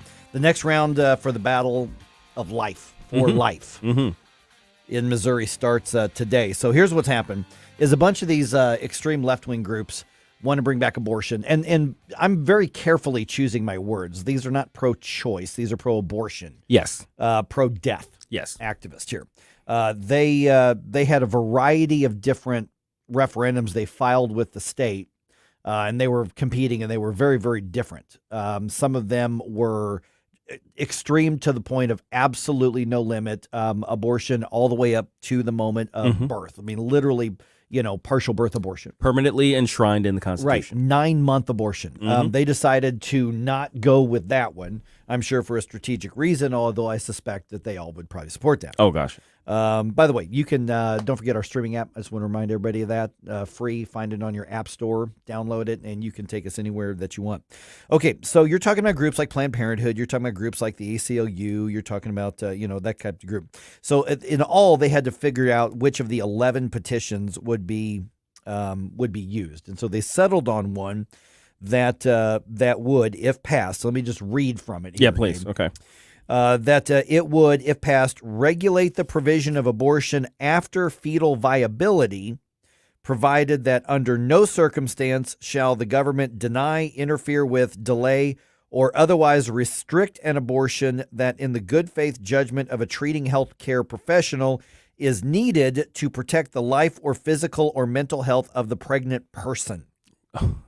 So we got that. We got that too. All right. Yeah. Yeah. So basically, whatever it's determined to be fetal viability, then they say that the legislature could do something with it, but prior to that, so basically, definitely it would outlaw a heartbeat bill. I mean, it would outlaw what we have on the books right now. Right. And then, of course, the aspect of saying that a healthcare professional says it's needed to protect the life or physical or mental health of the pregnant person. Well, first of all, the exception for the life of the mother is already the law in Missouri. Right. When the media tells you that that doctors are afraid to do an abortion because there's an imminent threat to the life of the mother, that's just complete crap. And it's a lie because the law clearly states that if the mother's life is in danger, that is allowed. It's also built on the false premise that abortion is a necessary procedure to save the life of mothers. Now, fetal death can be a side effect of certain treatments that protect the life of the mother, or it is presupposed, because in certain pregnancies, it's not even possible for the fetus to survive to begin with, because they're lodged in the wrong place or what have you. So all of that to say that they lie. They lie constantly, all the time. They obfuscate the truth at best because they misrepresent things that are true, or they just say things that are outright false in order to do this, which is why decline to sign is the way to go. Absolutely. And of course, if you want to know the mindset of the people here behind this, just remember the term pregnant person.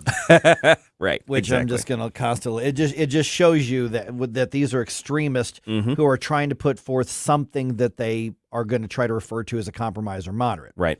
There shouldn't be any moderation in protecting an innocent life right. on this. So here's what's going on, is that this coalition is, they have, like everybody else, they have until May 5th to collect a little over 171,000 valid signatures from voters across the state. And they've got to do it in, multiple congressional districts as well. That's expensive to do. It's hard to do. They're going to have the full weight of, the ACLU. They're going to have the full weight of Planned Parenthood. They're going to have, all of these left-wing organizations. Giant national organizations. Yep. They're going to try to get that on the ballot. So when you go to any sort of community event or something as things warm up in April and March, probably going in and out of grocery stores Absolutely. or whatever the case is, strip malls, whatever, you're going to have people saying, hey, protect women's health. Yes. They're going to say some BS like that. Protect women. And so the best thing to do right now, and even listen, I know that there are some conservative groups that are saying, hey, we want a petition to do a good thing, and there may be some out there, but don't get in the weeds. Don't get on the spot. Feel like you have to make a decision. Is this a good or bad one? I don't know. Just decline to sign everything. Success this year is no citizen-led petitions on the ballot at all. Yeah, and part of the thing here is there is no law against those signature takers, petitioners, completely lying to you. Oh yeah. There is no prohibition against them completely misleading you entirely about what it is you're signing. They could walk up and say, "Well, no. This allows for some abortion bans." They could even walk up to you and say, "Hey, sign this pro-life petition." Yeah, they could do that. That is legal to do that. Yes, it's not a pro-life petition, obviously. So what it comes down to is a very simple, non-confrontational thing: is just get it through your head. No thanks. Keep walking. Just keep walking. Yes. Don't engage. Just keep going. Now, I also want to go back to the fact that they're getting such a late start, which is a good thing. Yes. This was tied up in courts because Secretary of State Jay Ashcroft and Attorney General Andrew Bailey both did legal maneuvers to delay this and keep this in court. You know, the ballot language that Jay wrote for this was never going to be accepted by a judge. No. And so it was prejudicial in every possible legal definition. Mm-hmm. It was accurate. Yes. It was true. Yes. Yes. And so I think Jay absolutely knew, just my guess, I think Jay absolutely knew that was going to be tossed out by a court. The point here was that it would, and also the state auditor as well. They said the cost to the state, and then what he did is he tried to calculate, here are all the people who are going to be killed if abortion becomes legal. Here's the economic activity they would have generated for the state. And so, which is actually true. Yeah. I mean, but yeah, I mean, is that person going to be born and live in Missouri, or are they going to go live in Nebraska? Are they going to all be engineers, or right? Yeah. So the whole point of all of that, and the media threw a fit, and it's funny because they were talking about how how these are frivolous and they were ridiculous and there's no way a judge. And I'm kind of going, well, yeah, but good Lord, you guys are missing the point on this, and I'm glad you are. I was kind of giggling at him. The point was, because this went to a judge who's left-leaning anyway, right? So we knew what was going to be on the summary. Mm-hmm. But the point was to delay their start time. Right. This was pure strategy. Yeah. So they are going to be phenomenally aggressive in trying to get these signatures because they need a lot of them in a short amount of time. And it's going to cost close to $1 million to successfully run this. So let's waste their money. Let them get out there. Let's the longer because they'll know by this date they need this many. By this date they need this many, et cetera, et cetera. And so the harder we make it for them, the more resources they're going to have to waste on this, and the better our chances of that money not going into something else that could be winnable for them. Because if this gets on the ballot, don't kid yourself. It could pass. Yeah. It absolutely could pass. That's kind of how it works in a lot of these referendum sort of states where basically you just need enough money. You just need enough time to trick people into doing things that they otherwise would not have gone for, that their legislatures certainly would not have gone for. So that's the strategy in red states by the pro-abortion people is to trick as many people as they can into enshrining something into the Constitution and making it almost impossible to dislodge from the baby killing machine. Yeah, because if you get this on the ballot, then it takes. I looked up the successful ballot initiatives over the past few years, tried to adjust for inflation. It takes about $2.1 million to buy yourself a constitutional amendment in the state, which organizations like Planned Parenthood have in spades. I mean, it's tax money. Yeah, so they can use it for whatever they want. Yeah. So get the word out, please. Decline to sign, decline to sign, decline to sign. Either tomorrow or next week. I'm going to invite our friends from Missouri Right to Life back on.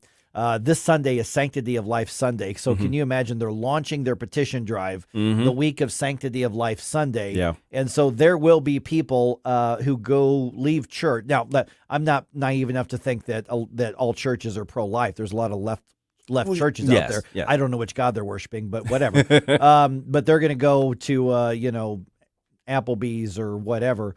And then they're going to be confronted with these. And there are going to be people who leave a church that claims to be Christian and then go, sure, I'll sign the petition, and literally try to sign a petition that is essentially a death warrant for the innocent unborn. Yeah, absolutely. And I wonder if it would behoove us to contact pro-life organizations when we come upon these petitioners just to let them know, hey, you've got the enemy has taken the front of Walmart at that's right, at Lindbergh, right? Yeah. So that kind of thing. I don't know if they have any sort of anti-petition actions on tap, but maybe just there's let a lot them of know. resources. Yeah. Google search Missouri Right to Life. There's a lot there, but decline to sign is the phrase of the day, and I think we need to remind ourselves of that. But it's really incumbent on you as well to Mhm. make sure your family knows this, to make sure that your friends, Everybody close your to friend you. group knows this. If you've got pro-life, anybody use pro-life, go on social media, remind people, decline to sign because we are a pro-life state. After the Dobbs decision, Missouri literally became the first pro-life state in the country because we could. And so that is truly in danger right now. We do not want to lose our status. By the way, there's it's funny how the media likes to spin stuff. I'm looking at the Missouri Independent, which is a left-leaning news site. They claim to be true journalism, but they're not. So I'm reading their article on this, and it's funny, the writer that they have on this, who wrote the article, of course, they put at the bottom the blurb. This is their reproductive health care correspondent. Oh, yes. There you go. Yeah. And they say a competing Republican-led ballot initiative, which is also misleading, which started collecting signatures in November, is seeking to enshrine abortion rights in the Constitution up to 12 weeks. So this is the one that is, and I've met the woman who's doing this. Basically, her name's Jamie Corley. She used to be a staffer for a Republican in Washington, D.C., and she's donated her own money, and that's her only donation, and she's trying to make this look. Republicans are reasonable about this. Republicans will compromise too, and so media loves to say this is a Republican-led initiative, which is complete bull something that I can't say on the radio.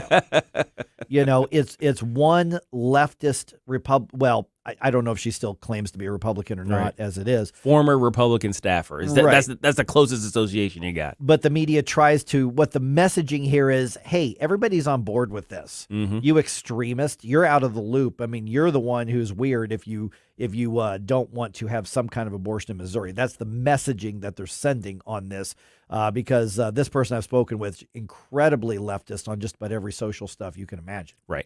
Yeah. So, yeah, I don't consider people who are like, well, I'm physically conservative, but socially, I actually don't. I have a tough time wrapping my head around how their ideology can balance those now, things. I can be, and that may be an interesting thing we can talk about a little bit later on today too. That's just kind of popped in my head because, Sure, yeah. I mean, with me being pretty libertarian, I'm on a lot of stuff. I'm very permissive when it comes to adults doing stuff. Sure. But there's a difference between that and wanting a liberal approach to a lot of social things as well. Yes, there is a big difference between those things. It's a lot of nuance. Yeah, I suppose so. Can we handle nuance? I don't know. I think we proved yesterday that we can. Well, yes, we can on this show. And boy, if people could have heard our discussion debate after in the halls up there. Yeah, it continues. It continued off air. One of these days we need to be like, go from here and then go right into the other studio and just do like a live podcast, Follow-up thing. Like an All hour right. and a half. 314-912-1019. This is 1019 94.1 News Talk STL.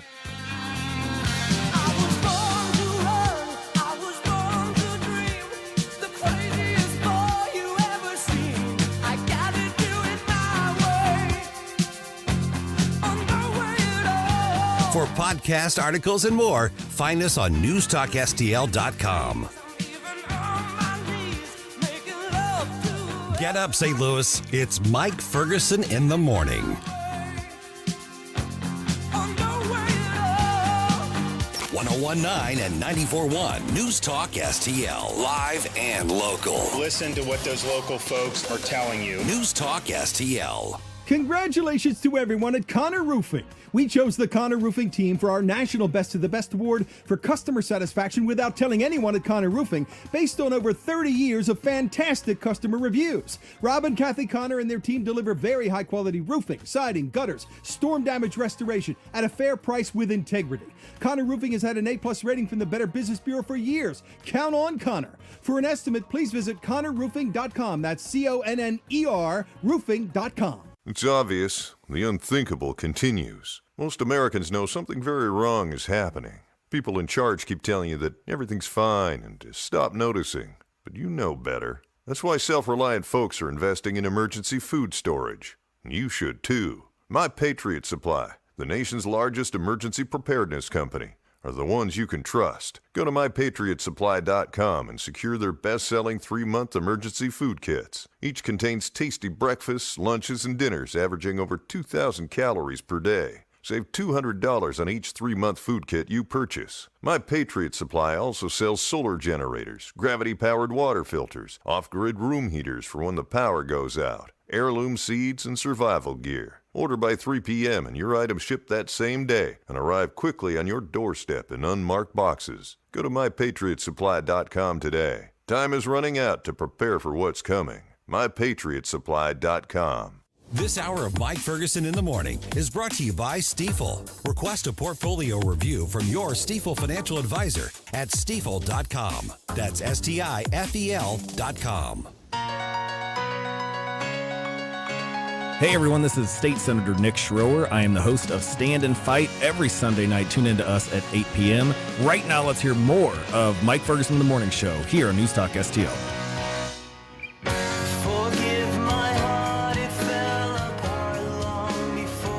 What's this? This is Building Rome. Building Rome. That's the name of the band or the song? It's the name of the band. Oh, okay. I'm not familiar with them. Yeah, I haven't heard these guys. Everything You've Never Wanted.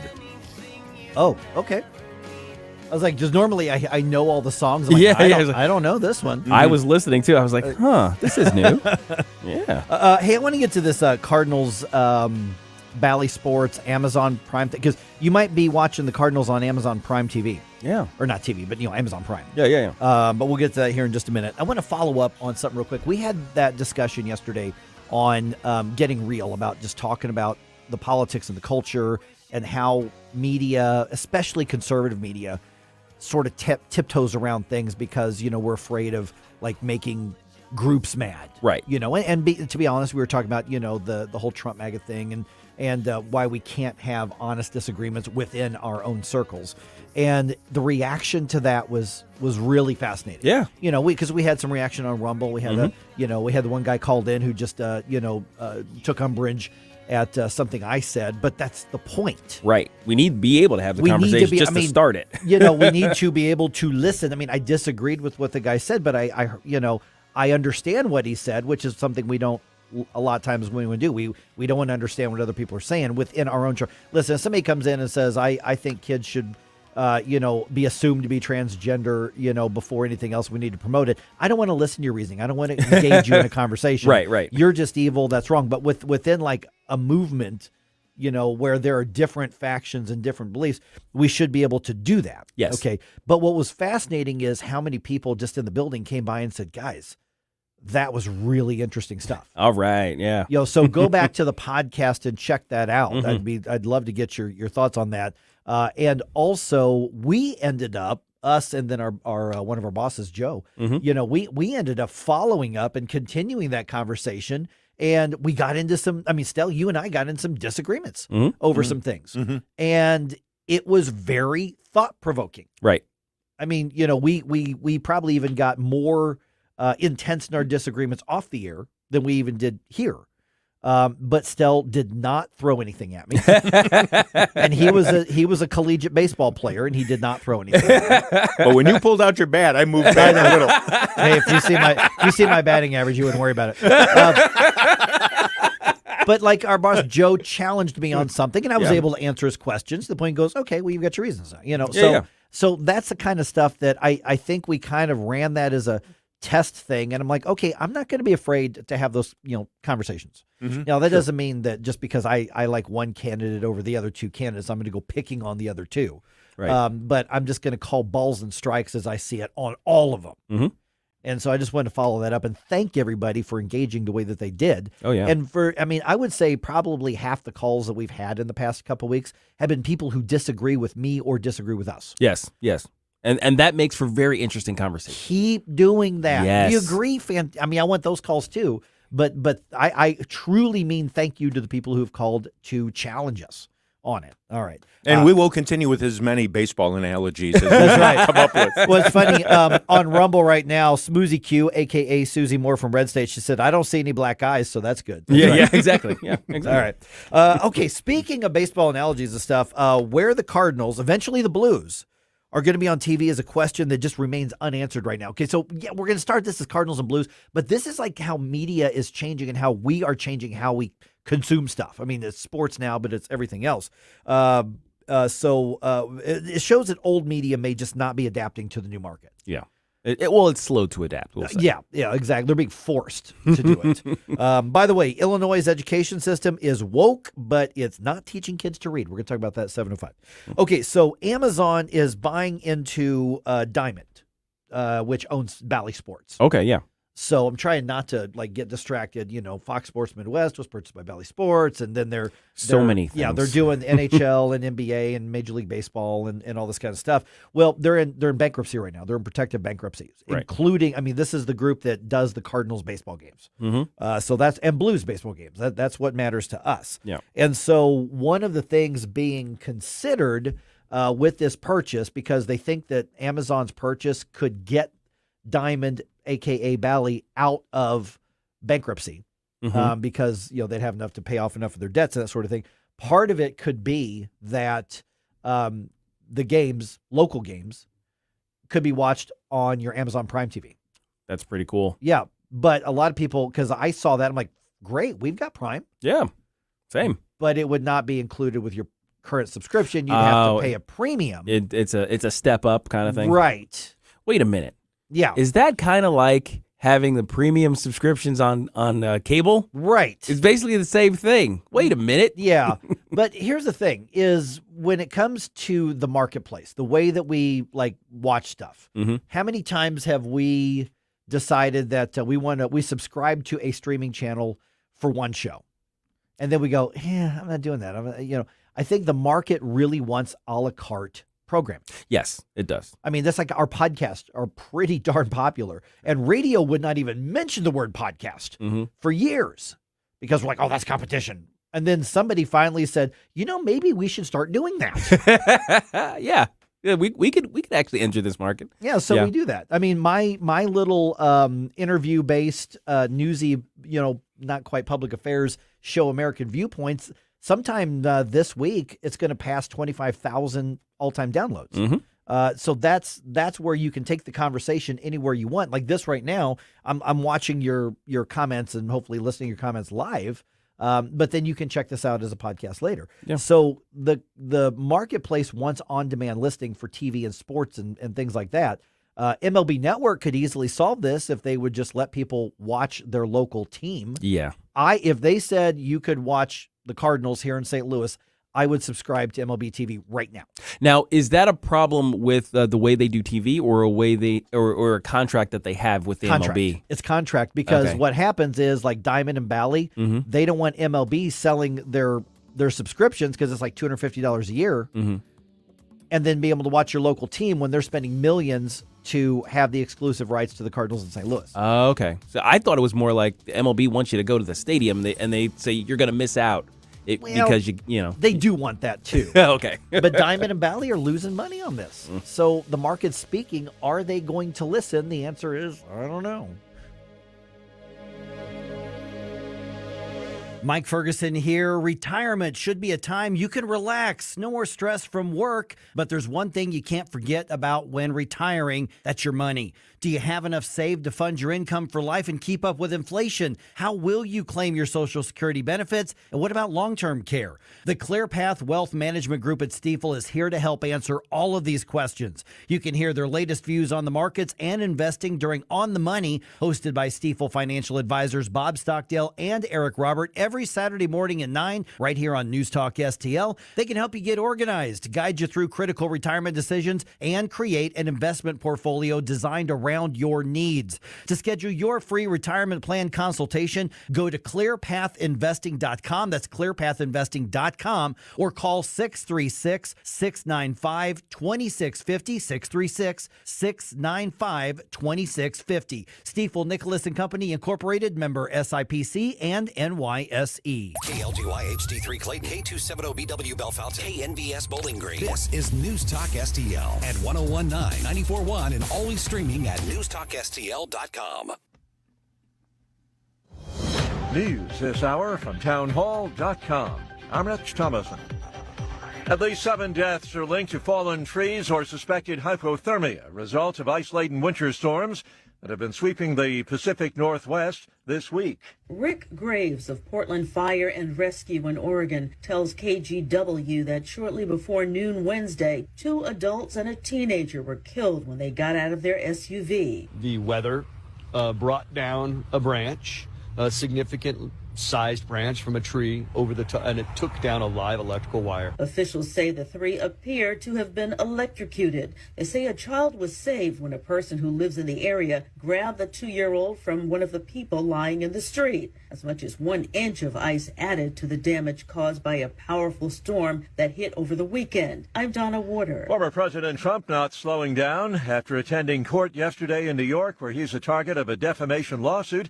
Mr. Trump flew to New Hampshire for a rally in Portsmouth. State's GOP primary now just 5 days away.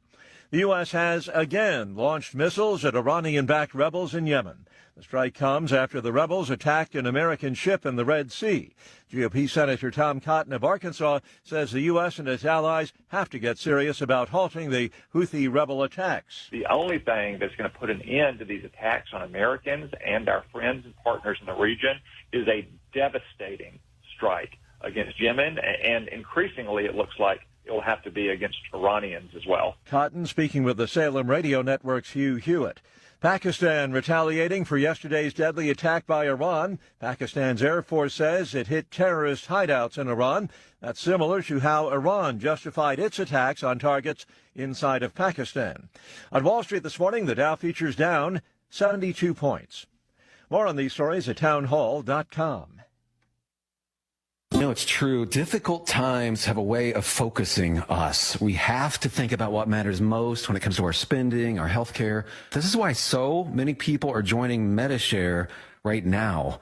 Medishare is a trusted way to save up to 50% on your monthly health care costs. More than 400,000 people have already made the switch. It's pretty obvious why, too, especially now during this challenging season with healthcare costs and out-of-pocket expenses going up. Medishare can save you a lot of money. The typical family saves $500 a month. Medishare works, too. It's been around for 30 years. Members have shared more than $5 billion of each other's bills. There are different options to choose from to fit your budget. I'll give you the number here in a second, and if you call, you can get a price within 2 minutes. Maybe now is the perfect time to make the switch and start saving. Here you go. Call 844-41-BIBLE. That's 844-41-BIBLE. 844-41-BIBLE. From the Michaels Flooring Outlet Weather Center. I'm First Alert 4 Chief Meteorologist Steve Templeton. A near normal chilly night, low down to 23. A few flurries are possible in the morning. Otherwise, mostly cloudy and 36. Dry for much of the day, but let's watch for some light snow Thursday night into Friday morning.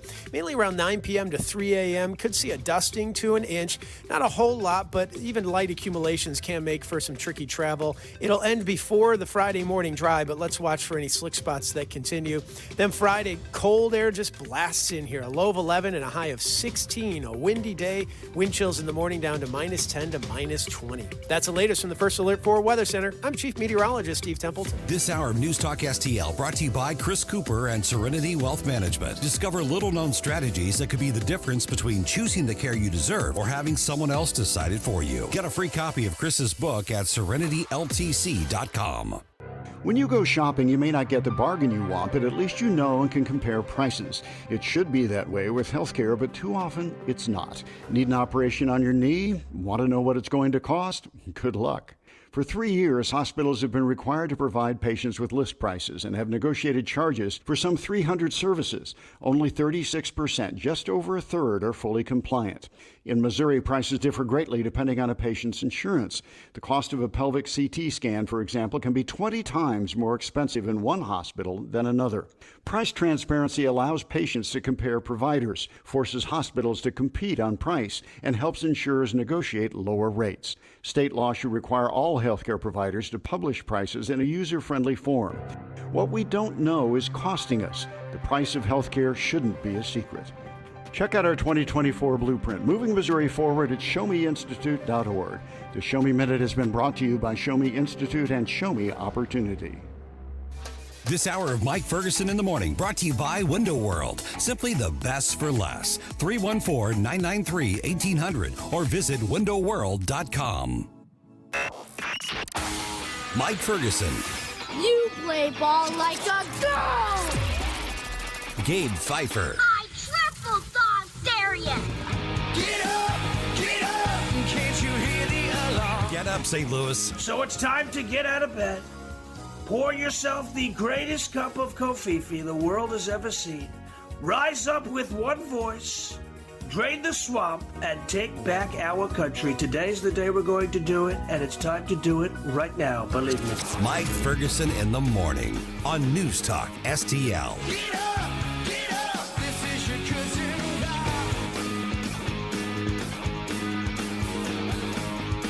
All right, paying kids a few bucks to go to school.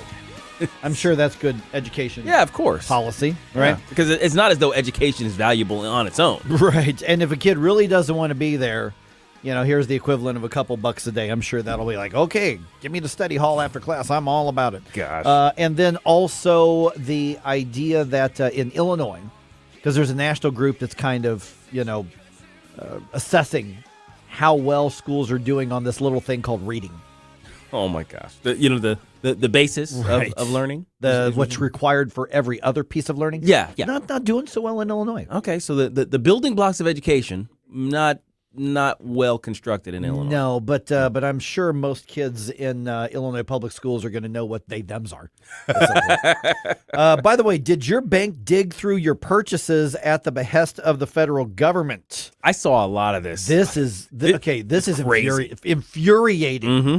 And it's not the first time that the feds have done something like this. We're going to update you on what we're finding out now at 7:20. So remember all the leftists who threw a fit over the committee on the weaponization of the government? Mm-hmm. What they were afraid of is that they would find exactly what they're finding. Yes. So right now, kudos to Jim Jordan and his folks for finding what they're finding. You need to know this. We'll talk about it at 7:20. It is 7:07 right now. Okay, so in Illinois, they're getting some feedback from a national group that says, let's look at how well you're teaching kids to read in your public education system. Not doing so hot. No, on the Illinois side of our listening area.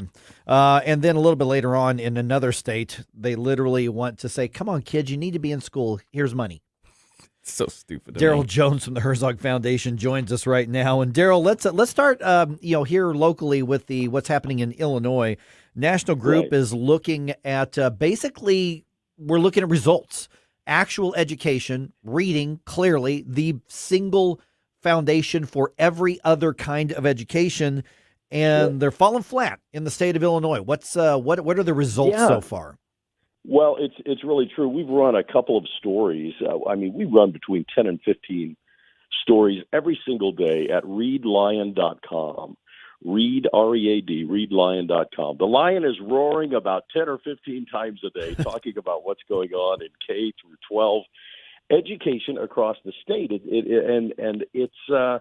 It's incredible. We talk about the best in Christian schools. We talk about what's going on in the public schools. And we ran an article this week about the National Council on Teacher Quality is giving Illinois a poor rating on policies that support reading instruction. Certainly the results of students in Illinois public schools is less than stellar. The report says 38% of Illinois fourth graders could not read at a basic level. When you break it down into different demographics, 51% of Hispanic students cannot read at a basic level in Illinois, and of black students, 62% cannot read at a basic level, and low-income families in low-income communities at 55% cannot read at the basic level. And so the National Council on Teacher Quality is saying, what is going on? And they're looking at 5 basic policy needs that every school district needs in order to perform at the optimal level for students to be able to read. And of the 5 necessary policies, Illinois is weak or non-existent in at least 2 of those policies. And so certainly it's great that someone is flagging it. Honestly, it's something that we all know.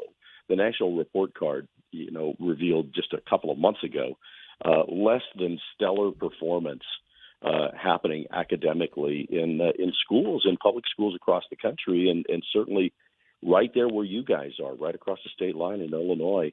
it's very sobering that the lack of foundational education that students are excelling in. Yeah, but I'm guarantee you that through the Illinois public education system, they're going to know what non-binary means at some point.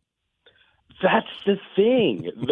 What are we focused on and what are we not focused on? And it's almost like we don't have the eye on the ball unless there is a greater agenda that's being driven. That's merely speculation. I mean, that's conspiracy theory right there. But it is startling that what you would think would be happening in classrooms. I mean, honestly, as a product of K-12, public education, the things that were insisted on me are clearly not being insisted in 2024. Morning, Daryl. Gabe here. So how do the defenders of the public education system spin this so that it's not as big of a disaster as we apparently see that it is? Because it seems that their lone defense is just, well, we need more money. But how do you square that circle? Well, you're exactly right. I mean, it's a matter. Spin is the right word. I mean, it's a matter of let's not address the real issue. It has to be funding. Although, again, when you look at the last 20 years of what has education funding done across the country and what have test scores shown across the country, the divide is only getting greater between the rising cost of education and the lower production of education that's quantifiable in classrooms across the country. The education lobby would say it's all about we need more funding, but the reality is there's funding that's not producing basic, as you said, Mike, a basic foundation for academics, which is the importance of reading, and it's Illinois, but it's across the country. One thing that just kind of popped in my head while you and Gabe were discussing Gabe's question there is, an ignorant generation is an easily controlled generation. Yeah. There is no question about that. There's no question about that. And, that's unless the only reason that this could continue is if there's a larger agenda that's at play. And if families can be consoled into, hey, this is normal, this is average, this is what's supposed to be happening, don't get worked up. But the reality is, families across the country are getting worked up. Parents are, the millennial generation is highly involved in parenting. They're very much engaged in the welfare of their kids and in the events and the activities of their children. And the idea that, you're going to sweep it under the rug isn't happening. In fact, what we're seeing is families that are revolting across the country and making waves for state legislators to do something about it and to give them as families options and alternatives to the public education product. And we're seeing it across the country where states are making sweeping changes, bold moves to give parents state dollars for the education of their kids, which bleeds into, you had referenced it, Mike, in the state of Ohio, they're now paying students to go to school. Where was this 30 years ago when I couldn't use this? You know what I mean? Where were these policies then? But realistically, so this is better funding. We need more funding so that we can pay children to go to school. At some point, are we looking at a model of education that is archaic? And honestly, we're finding across the country that certainly in Christian schools, we're finding that there are so many new models for education where for less dollars, fewer dollars, test scores are rising, students are doing very well, national merit scholars being recognized, doing well at collegiate levels as a result of a K-12 private, certainly a Christian education. Now, Daryl, I can't help but look at the juxtaposition between my early ancestors who were risking imprisonment and death and punishment for learning to read, and then the current generation of my own people who are saying, well, if you pay me $500, I might show up to class. Yeah, right. It's right. a very sad commentary on where our society has come, and I don't know what started us on this path, but it feels as though it's however it got started, it's accelerated in recent years. Oh, for sure. And, whether it comes down to funding, right? So if state schools, if schools are receiving state and federal dollars based on their attendance, then, yeah, they are looking at it as a financial issue, which I guess ultimately, they're feeling it. But, when the test scores, continue to show a failing product, that's very concerning. It's concerning for parents and for grandparents across the country.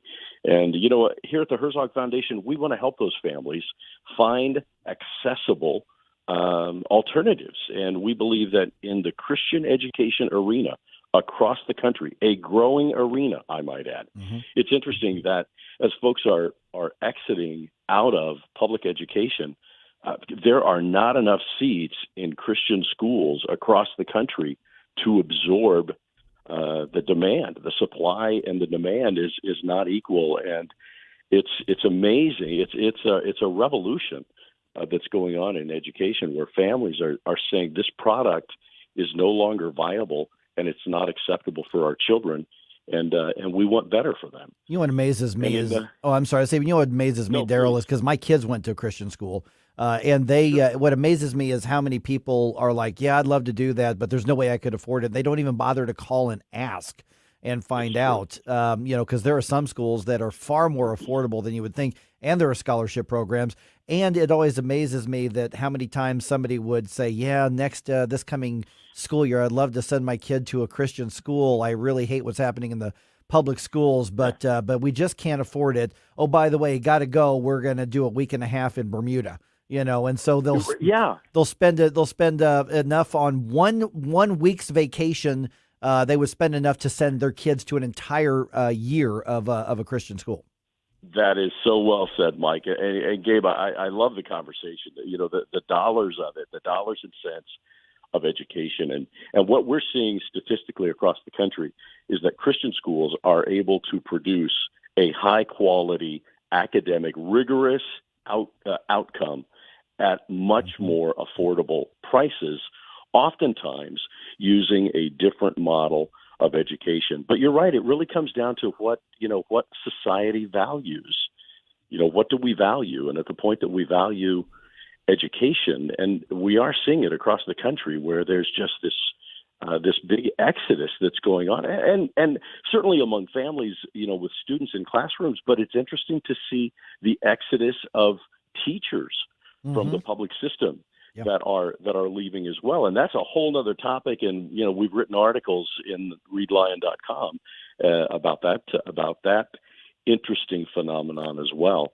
But it's systemic. The whole system is just not adequate for families and for students today. Yep. All right. We're going to give out the website information here in a second. Just a couple comments on Rumble, guys.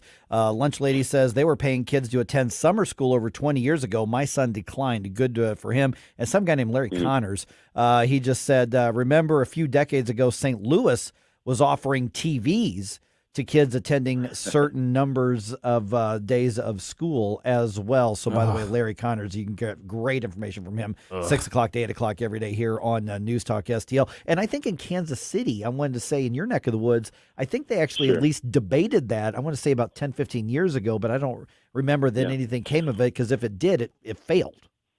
Well, I think it'll be interesting when the student union in Ohio begins to say, "Hey, $500 a year is not enough for me to come to school." And so, then you have these negotiations on what exactly the student needs to be paid, because the cost for the education is not sufficient to bring them there. Exactly. It's a broken system, guys, and it's really unfortunate and frightening for civilizations, for society as a whole, moving forward. But that's where the Herzog Foundation is here to help families find alternative forms of education. And we believe the Christian education sphere is a growing environment and there's a place for you. and for your children as well.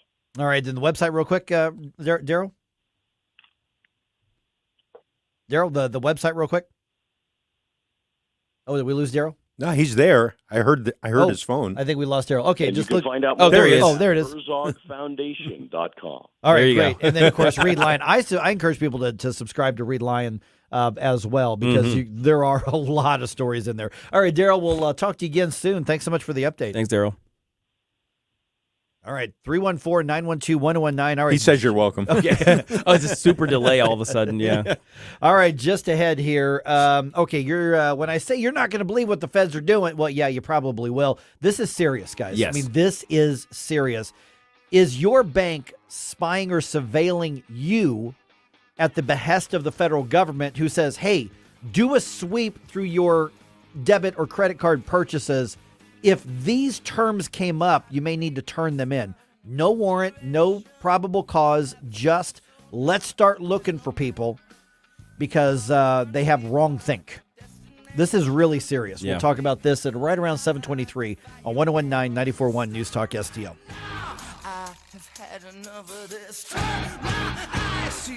Follow us on Rumble at News Talk STL. Mike Ferguson in the morning. Get up, can't you hear the alarm? Get up. The Vic Porcelli Show. Have you ever noticed in the Godfather movies, whenever you see oranges, it means death, or at least something really bad? We'll discuss that on Porcelli's Deli Thursday at 10:25. Weekday mornings at 9 on News Talk STL. With Old Man Winter blowing into the heartland, let me tell you, Hanson's Tree Service is here to help. Tim Jones here for Hanson's Tree Service. Look them up 24/7 at hansonstree.com. Do you have any tree problems at your home or your business? Overhanging branches? Have Hanson's and the gang take them down professionally so Old Man Winter doesn't. What about organic mulch? Hanson's Tree has got that in bulk. It'll save you in price and time. Incredibly convenient. Protect all those assets you've got in the ground and have Hanson's take care of everything above the ground for you as well. Get them out to your homestead or your business right now. hansonstree.com. That's hansonstree.com. News Talk STL is proud to have Doug Voss of Safe Money Radio as part of our lineup each week. Doug has been a staple on St. Louis radio for many years as one of the leading financial experts in the area. Doug and Safe Money Radio is on 3 times every weekend, but in case you miss anything, you can check it all out at DougVossSafeMoneyRadio.com or call 844-676-SAFE. That's 844-676-7233. Doug Voss is a registered representative. Securities offered through DHL Securities, LLLP. Member FINRA and SIPC. Southern Armory, your hometown gun store. Come and be more than just a customer. Southern Armory, we carry the best guns, holsters, knives, magazines, ammunition, and even food storage. Special orders are welcome. Southern Armory, 1 mile east of 270 and 44, 9901 Watson Road, and SouthernArmory.com. That's SouthernArmory.com. Whether you're purchasing your first firearm or adding to your collection at Southern Armory, you're more than a customer, you're part of the family. Follow Southern Armory on Facebook or at SouthernArmory.com. Columbo and Katie. Dr. Bob Onder. I think there are different lessons to be taken away from each race. I would say about political campaigns, it's important to remember, although it would seem sometimes the times are with you, the issues are with you, the state of affairs are with you. Sometimes winning elections is about simple blocking and tackling, fundraising, getting out the vote. Tony Columbo, Katie Fitzpatrick. Weekdays at 2 on News Talk STL. Hi, I'm Rodney Wallner. And I'm Jen Wallner with the Wallner Home Selling Team at Berkshire Hathaway. Hey, Jen, how do you sell your home for top dollar? That's easy. Call the Wallner Home Selling Team at 314-810-SOLD. What if I want a flexible commission plan? Call the Wallner Home Selling Team at 314-810-SOLD. What's the best time to sell your home? Right now, call the Wallner Home Selling Team at 314-810-SOLD. For all your real estate needs, call the Wallner Home Selling Team at 314-810-SOLD. That's 314-810-SOLD. This is so stupid. St. Louis's. Okay, I'm hanging up on you now. Place to talk. News Talk STL.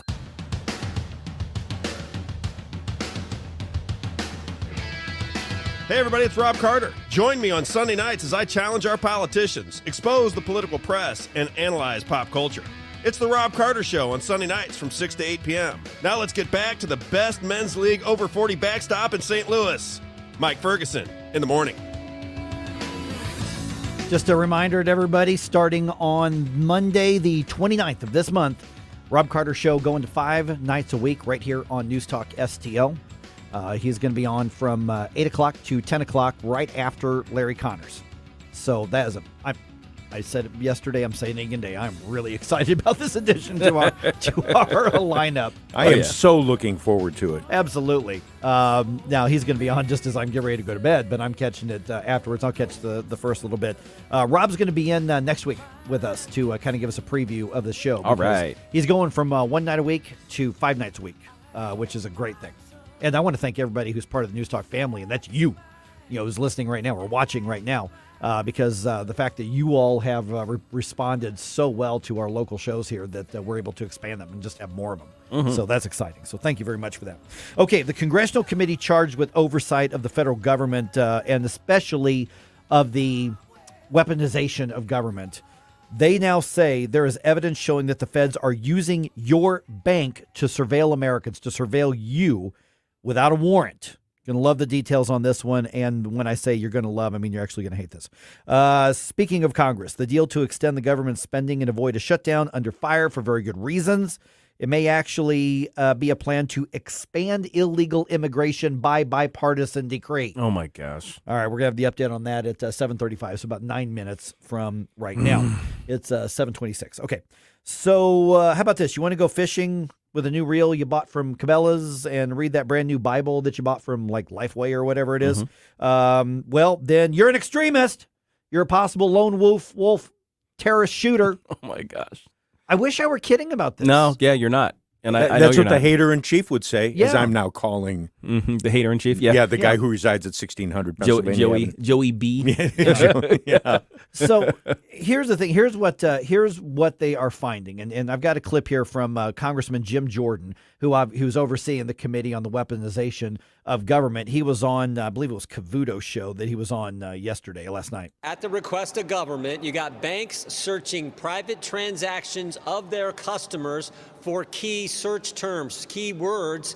It looks like without any warrants, without any legal process. And what were those keywords they were searching? Did they purchase religious texts? Did they shop at Cabela's or Bass Pro Shop? Okay, so here's what's going on. The subcommittee on the weaponization of the federal government, which is part of the House Judiciary Committee, here's what they have found. And they say they've got documents showing this now, that federal law enforcement agencies are going to banks and either partnering or just telling them to flag transactions. So your debit card, your credit card, if you're buying something with your checking account, something in there with terms like Trump, with terms like MAGA. So you're buying from a MAGA store. Also monitor transactions from stores like Cabela's and Bass Pro Shop and Dick's Sporting Goods. Okay. Other purchases they wanted them to look for have to do with religious texts, like if you were looking to buy Bibles or Torah or religious books and things like that. And they say this is all under the guise of preventing terrorism. It's amazing. It really is. It's almost like they took Barack Obama's declaration of the about the bitter clingers to God and guns, and they took that as marching orders in order to look for the bad guys in America. Yeah. So there's a couple of aspects to this. One, let's get to the content side of the words that they were saying to look for. I want to get to that in a minute. Yes. That makes it worse. Yes, true. What makes it really bad is that it exists at all. Well, that it exists, but first of all, there's no warrant. There's no suspicious. There's no reasonable suspicion. There's no for cause. What they're doing is saying a blanket search without a warrant, and they're taking the private sector and saying, we want you to do this and then report it to us, on a pseudo voluntary basis. But when the regulators who run you and can shut you down say, I want you to do this, listen, your banks are spineless. They're going to do it. Yes. The people who run the banking industry, they are lapdogs for the federal government. They're told to jump. They just say how high, to use that cliche. So the fact that they're saying sweep through, and this has been done hundreds of thousands of times, and then tell us if any of these keywords pop up and then report them to us, because they could possibly be somebody to worry about. Now, what makes it worse is that it's clearly targeting us. Yes. So if you are a let's say, a Nikki Haley supporter. Mm-hmm. You are more moderate. You don't like Donald Trump. You don't like Ron DeSantis. Doesn't matter. The fact that they are saying, look for people who are making purchases or transactions with these words, and those words are political and they are expression and they are religious. The fact that your government is doing that to target people based on ideology or personal beliefs or personal political outlook should scare the absolute crap out of you. This is the type of thing that makes me even more solidified in my position that I think the administrative state needs to be completely dismantled, Yep. like top to bottom. I don't think at this point, reform in the traditional sense is possible. Yeah. You know, where you sift through, you weed out the bad apples, and you do this. This is the type of thing that is an indicator that it is rotten to the core. Right. You have to cut it out and put something new in its place. Or replace it with nothing. Right. There are some things that we could probably survive without. Right. I do want, obviously, some, intelligence to try to ward off terrorism groups. And there are terrorist groups here in the United States, but that's not what this does. Right. What's happened here as an ideologically driven hard left, led by the Biden administration, has simply said, our opponents are dangerous based on what they believe and how they disagree with us. Let's start finding ways to go after them. And one of the ways to do that, as they've been doing for years, is target people based on political beliefs. They also were looking for things that purchases that had to do with January 6th with the riots at the Capitol as well. So if you're buying, a T-shirt, that is, a pro-Trump January 6th T-shirt or whatever the case is, has nothing to do with whether what you think of January 6th. If you are buying one of those free the J6 prisoners or whatever the case is, that's getting flagged. Okay, makes no difference who agrees or disagrees with you on this. The fact that you are buying something in order to express your viewpoint could get you landed on a potential terrorism list is really bad. Now, if you say, Mike, well, I'm not worried about it. I mean, they can know that what I think. Good. I'm glad they know. Guess what happens when you try to fly somewhere next time? Sir, can you step aside? We're doing a bigger search. Yeah. Ooh, you're on a no-fly list. Why? I don't know. Yeah. They don't tell me that. You just can't get on that plane.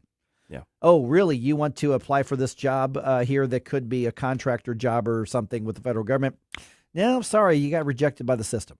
When the government makes lists, it's always a bad thing. Every time. There's pretty much no good list to be on for the government, especially if we're talking about the law enforcement and intelligence apparatus. If you are on a list for those guys, it's always bad. If you ended up on a list after an investigation caused because of crime committed, well, that's the way it's supposed to work. Right. That's not what we're talking about here. Exactly. This is a blanket. This is a net that was thrown out, that was cast out with the worst criteria ever, the dumbest criteria ever, and it's going to catch a lot of people in that grip, and who knows what they're going to decide to do to those people. You know what words I have not seen in any of the reports that reported on this? The words that they were saying, hey, scan for these. I never saw Antifa. I never saw Black Lives Matter. I never saw George Floyd. I never saw Derek Chauvin. I never saw any of those. Yep. But we saw Bible. We saw stuff like that. Yeah. That's your federal government, folks.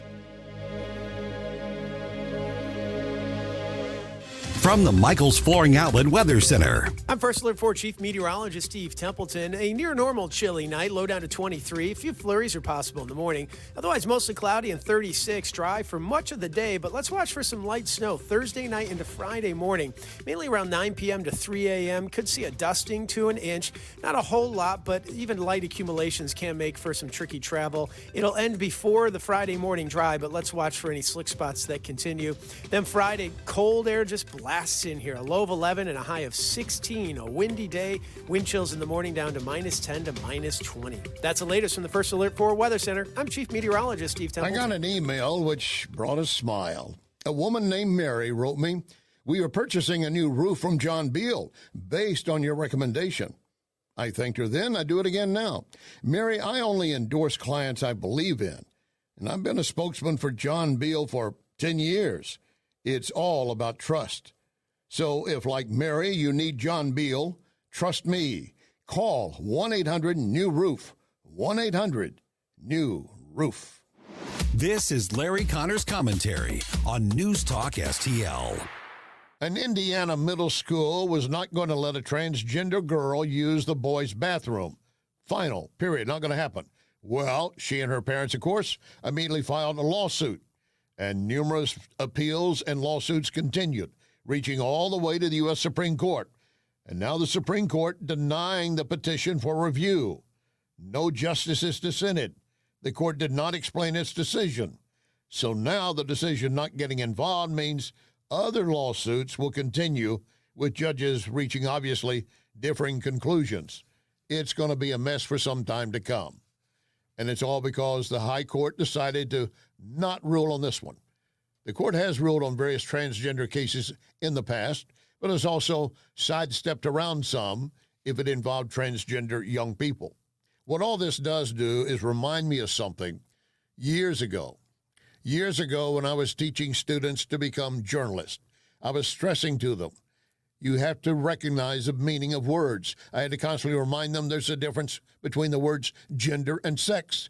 Gender is your biological sex. Sex is, well, if you're old enough to be in my class and you don't know, call your parents. Get more Larry Connors on Larry Connors USA. Tonight at 6 on News Talk STL.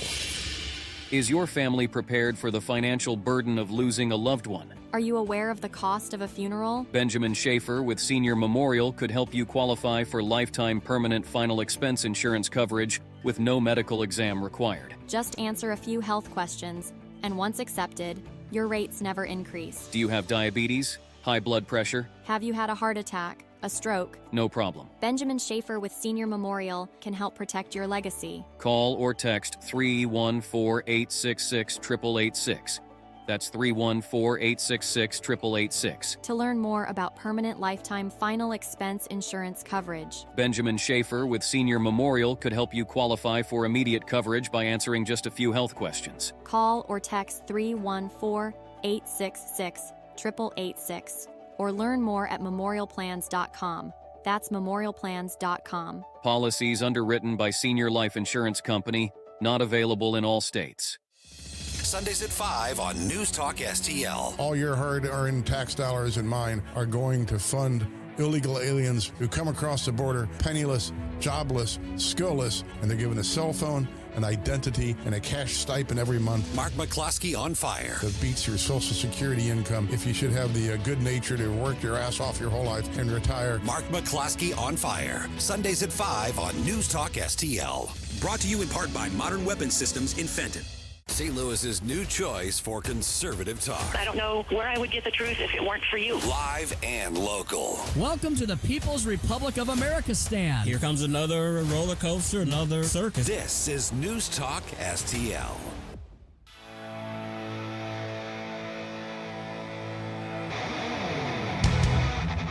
Hey, this is Larry Connors. Make sure you're listening later today at 6 o'clock on News Talk STL for my show, Larry Connors USA. Now, back to Mike Ferguson in the morning.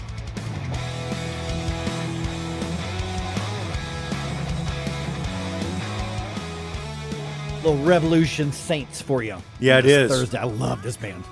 Kind of a super group. Light in the Dark is the name of the song. Yeah. That's Dean Castronova, former drummer for Journey singing. Mm-hmm. On bass, that's Jack Blades from Night Ranger, and that is Doug Aldrich from like every band ever. If you went to the Trans-Siberian Orchestra show, you probably saw Doug Aldrich perform. Yeah.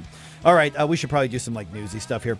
Okay, so if the federal government shuts down, conservatives are going to be blamed. We know that because the deadline's coming up here. But if the GOP agrees to the Schumer-Lankford deal, are they actually agreeing to more illegal immigration? This is a bizarre agreement that they're trying to work off of as kind of the base right now. I'm Mike Ferguson. Got Gabe Pfeiffer here. Got Stel Ponticus here. It's 7:39 right now. By the way, News Talk STL's podcast, our on-demand listening. Find us at newstalkstl.com or whatever podcast platform you prefer. We are there. Just look up News Talk STL. Please hit the subscribe. Okay, so have you heard about this Chuck Schumer, the Schumer-Lankford deal? And Lankford being a Republican U.S. Senator out of Oklahoma, if I remember right. And so they are trying to come up with at least a short-term spending plan. And when it comes to the illegal immigration problem, this deal would essentially exacerbate it based on what we know. I'm joined now by Eric Ruart from Numbers USA. And so, Eric, let's start with kind of the core of where Schumer and Langford came to a deal and what they were trying to say, okay, let's do this on the southern border, because I think a lot of conservatives, they weren't really caught off guard because Schumer wanted this, but Langford's pretty conservative, and this is a weird deal that he tried to come up with that a lot of conservatives are pushing back on. Well, you're right in the fact that the deal that they've negotiated would continue what's going on at the border, and essentially it would rubber stamp what the president's policies were. Now, it does put a limit, and this is what's sort of interesting when you look at what they're saying here is we will allow 5,000 people a day to come over illegally before we get worried about securing the border. And they're trusting Secretary Mayorkas, who has shown no inclination whatsoever to stop illegal immigration, to, after you get to that 5,000 person a day illegally crossing, to then say, hold on, we're no more, which is, here's what it comes down to, essentially is Senator Langford wants money for Ukraine, and so he's going to work with the White House to pretend to do something at the border in order to get that. The problem is, number one, well, the obvious problem is it doesn't do anything to secure the border. But the other thing is the House GOP is saying no. Speaker Johnson has said this is absolutely not. We're not going to take this deal. And so they're going to have to come up with something else. And hopefully what we see them renegotiate is something that addresses the crisis, because this, and not only are they allowing illegal immigration with this deal, they're going to raise the number of green cards that they're giving out by 50,000, and they're going to give work permits to guest workers, the children of people who are here on H-1B guest worker visas. They're going to give their children work permits. So the ultimate rationale here is to just bring in as many people into the country to work, right? Mm-hmm. And that's really what's behind this deal. By the way, 5,000 a day comes out to 1.825 million illegal immigrants in a year. Oh my gosh. Good morning, Eric. Gay Pfeiffer here. For more context too. I mean, Mike already gave us context for that $5,000 a day or 5,000 illegal immigrants crossings per day threshold. But what about this 50,000 per year green card increase? What's a typical number of green cards that that the U.S. issues? The U.S. Issues 1 million, a little over. But since we go back to 1990, which is when immigration was really expanded to where it is today, and it's 1 million a year green cards that we give out. By the way, okay, to follow up on that, we're visiting with Eric Ruart from Numbers USA. Green cards go to people who are here legally. So is this separate from the illegal immigration question, or is there something in this that would allow people in the country illegally to access things that are set aside for those in the country legally? That is a good question. We haven't seen the final language, so we don't know how exactly those green cards are going to be allocated.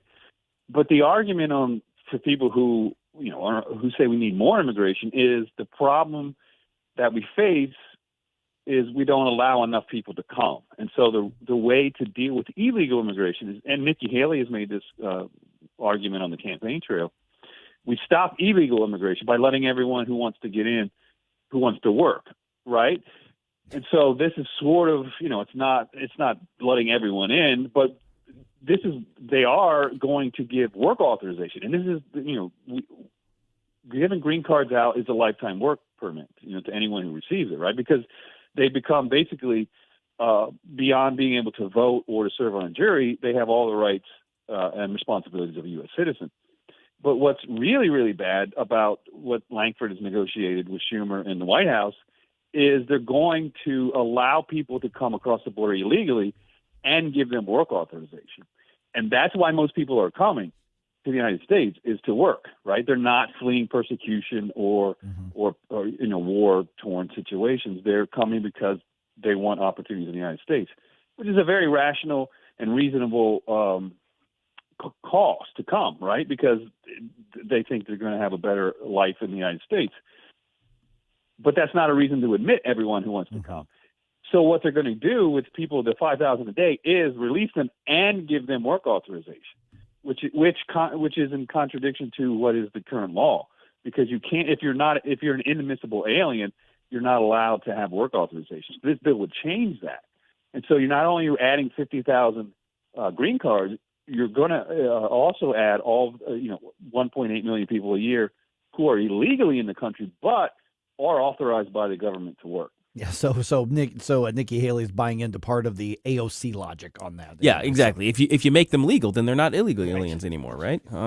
But and that's a bipartisan argument. Apparently, yeah.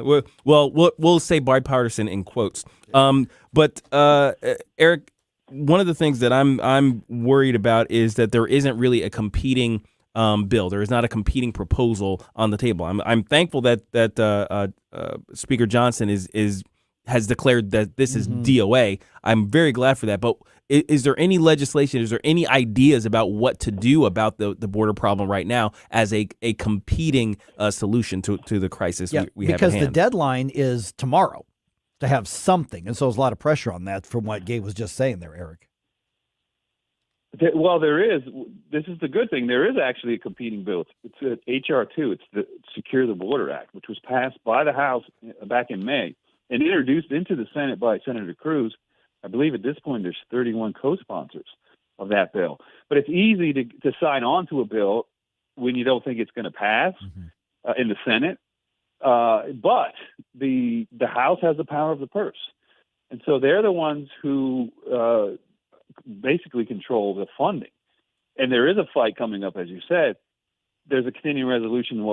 It's been reported they're going to sort of kick the can down the road again. But at some point, they need to fund the Biden administration and essentially their policies at the border.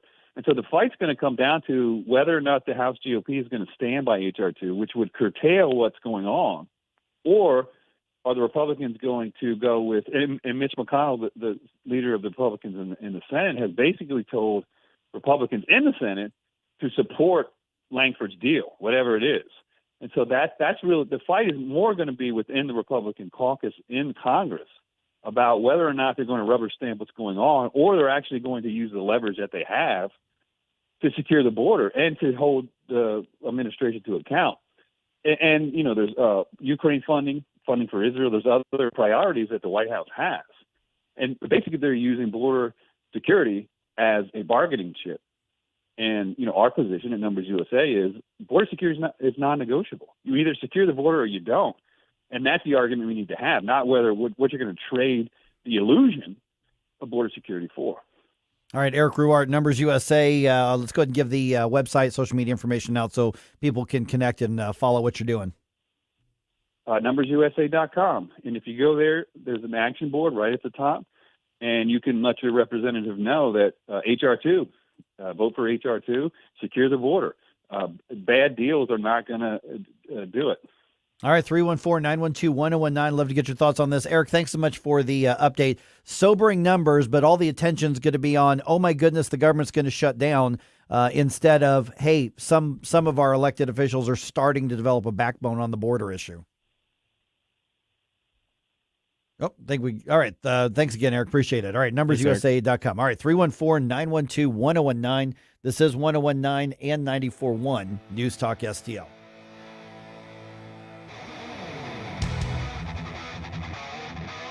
We give you news, analysis, opinion, and more. Only on News Talk STL. Get up, St. Louis. It's Mike Ferguson in the morning.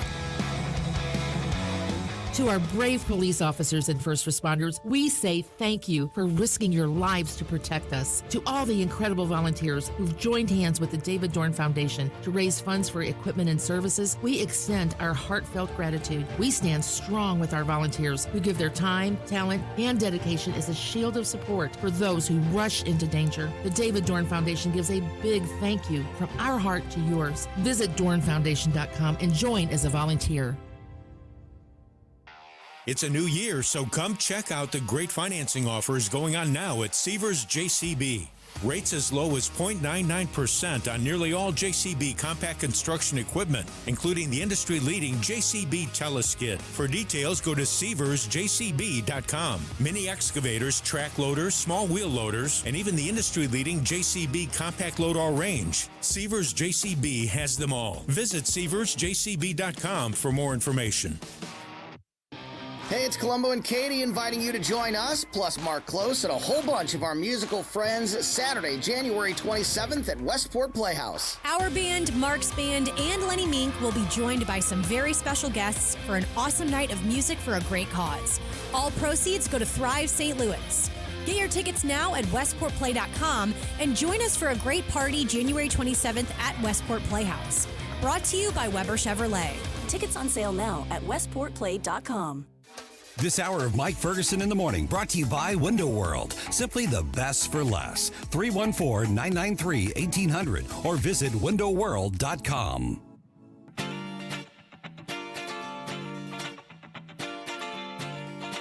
Hi, it's Randy Tobler here. Pour a big cup of coffee and catch my show every Saturday morning from 6 to 9.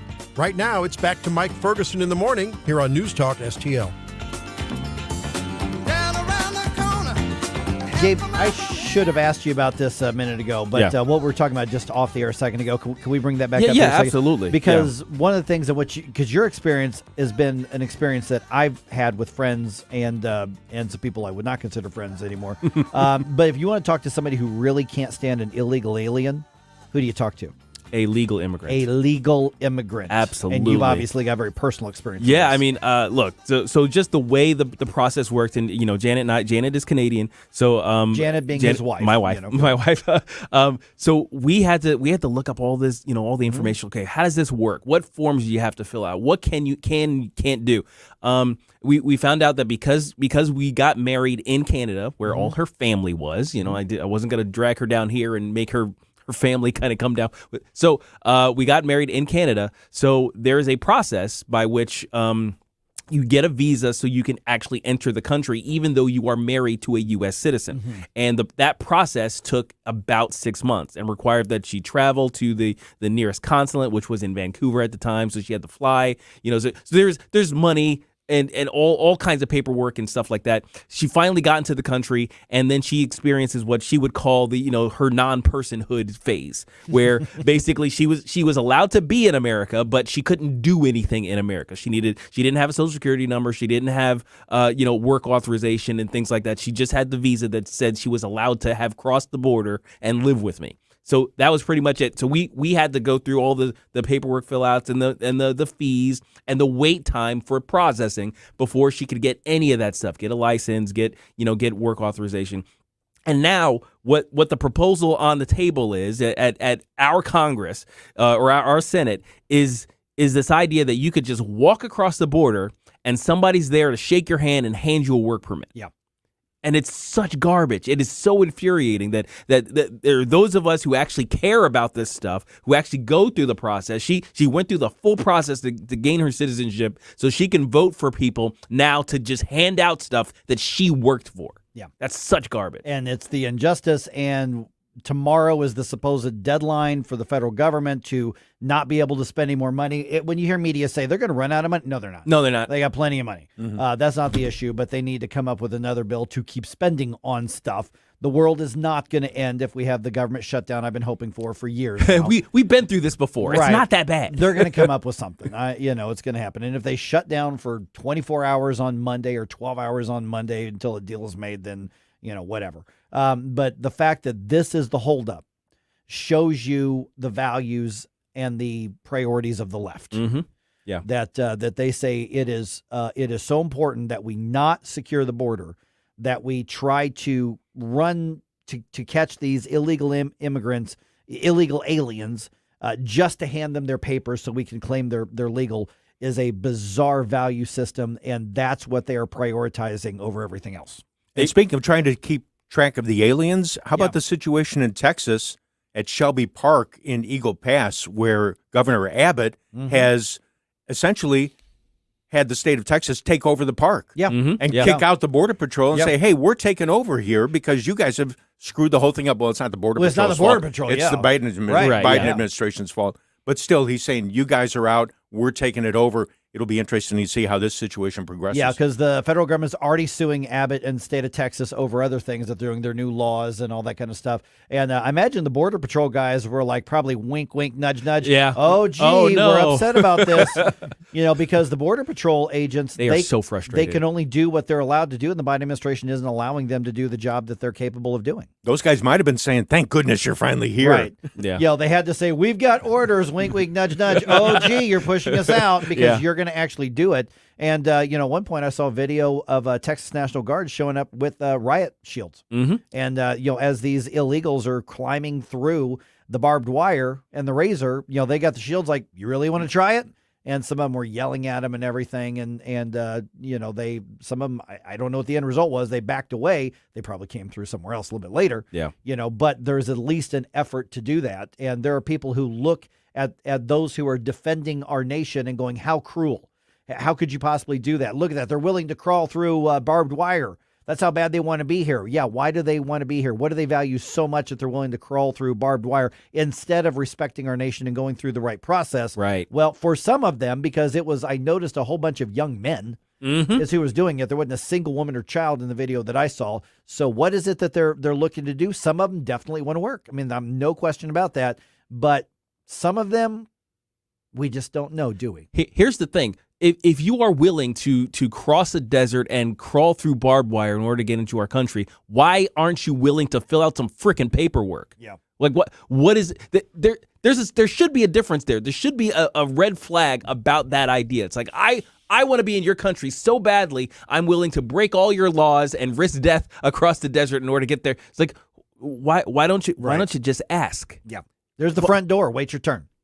Why don't you get in line? Right. It's like do you really value our country, or are you valuing something else? They do not value the country. Exactly. Okay, so I just want to remind everybody that immigration policy, this is one of the key differences between somebody who's conservative and somebody who's a leftist, is that immigration policy is to benefit one entity, and that's our nation. Absolutely. Nobody has a right to come here. This is one of the few areas where the state has the authority to say you can come in and you can come out. Now, we've got the most generous legal immigration system in the world.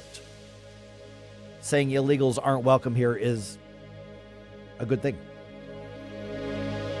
Tim Jones here to tell you it's officially landscape lighting season at Pro Outdoor. To see some of their incredible lighting work, visit their website, prooutdoor.com. They offer low voltage landscape lighting that really makes your home stand out from your neighbors. If you're looking for accent lighting, path lighting, or wanting to expand your outdoor living space, or just looking for a little more security around your home, the team at Pro Outdoor are the ones to call. Pro Outdoor can take care of all your outdoor needs, including lawn fertilization, irrigation installation and service, as well as landscape lighting. They're offering some great end-of-year specials. Be sure to call them today. Schedule a consultation. That's prooutdoor.com. Hello, this is Chad Clayman with Clayman Group, KLAMEN Group.com, where we buy houses direct and as-is condition with no middleman involved. I recently bought a house from somebody that was embarrassed to let me in the door. There was stuff all over the place, and the entire house smelled like smoke. However, we were definitely able to see the potential. We gave them a great cash offer that they were very happy with. So if you have a house that isn't in the best shape, maybe in some disrepair, we're interested in making you an as-is cash offer. Please reach out today, KLAMEN Group.com.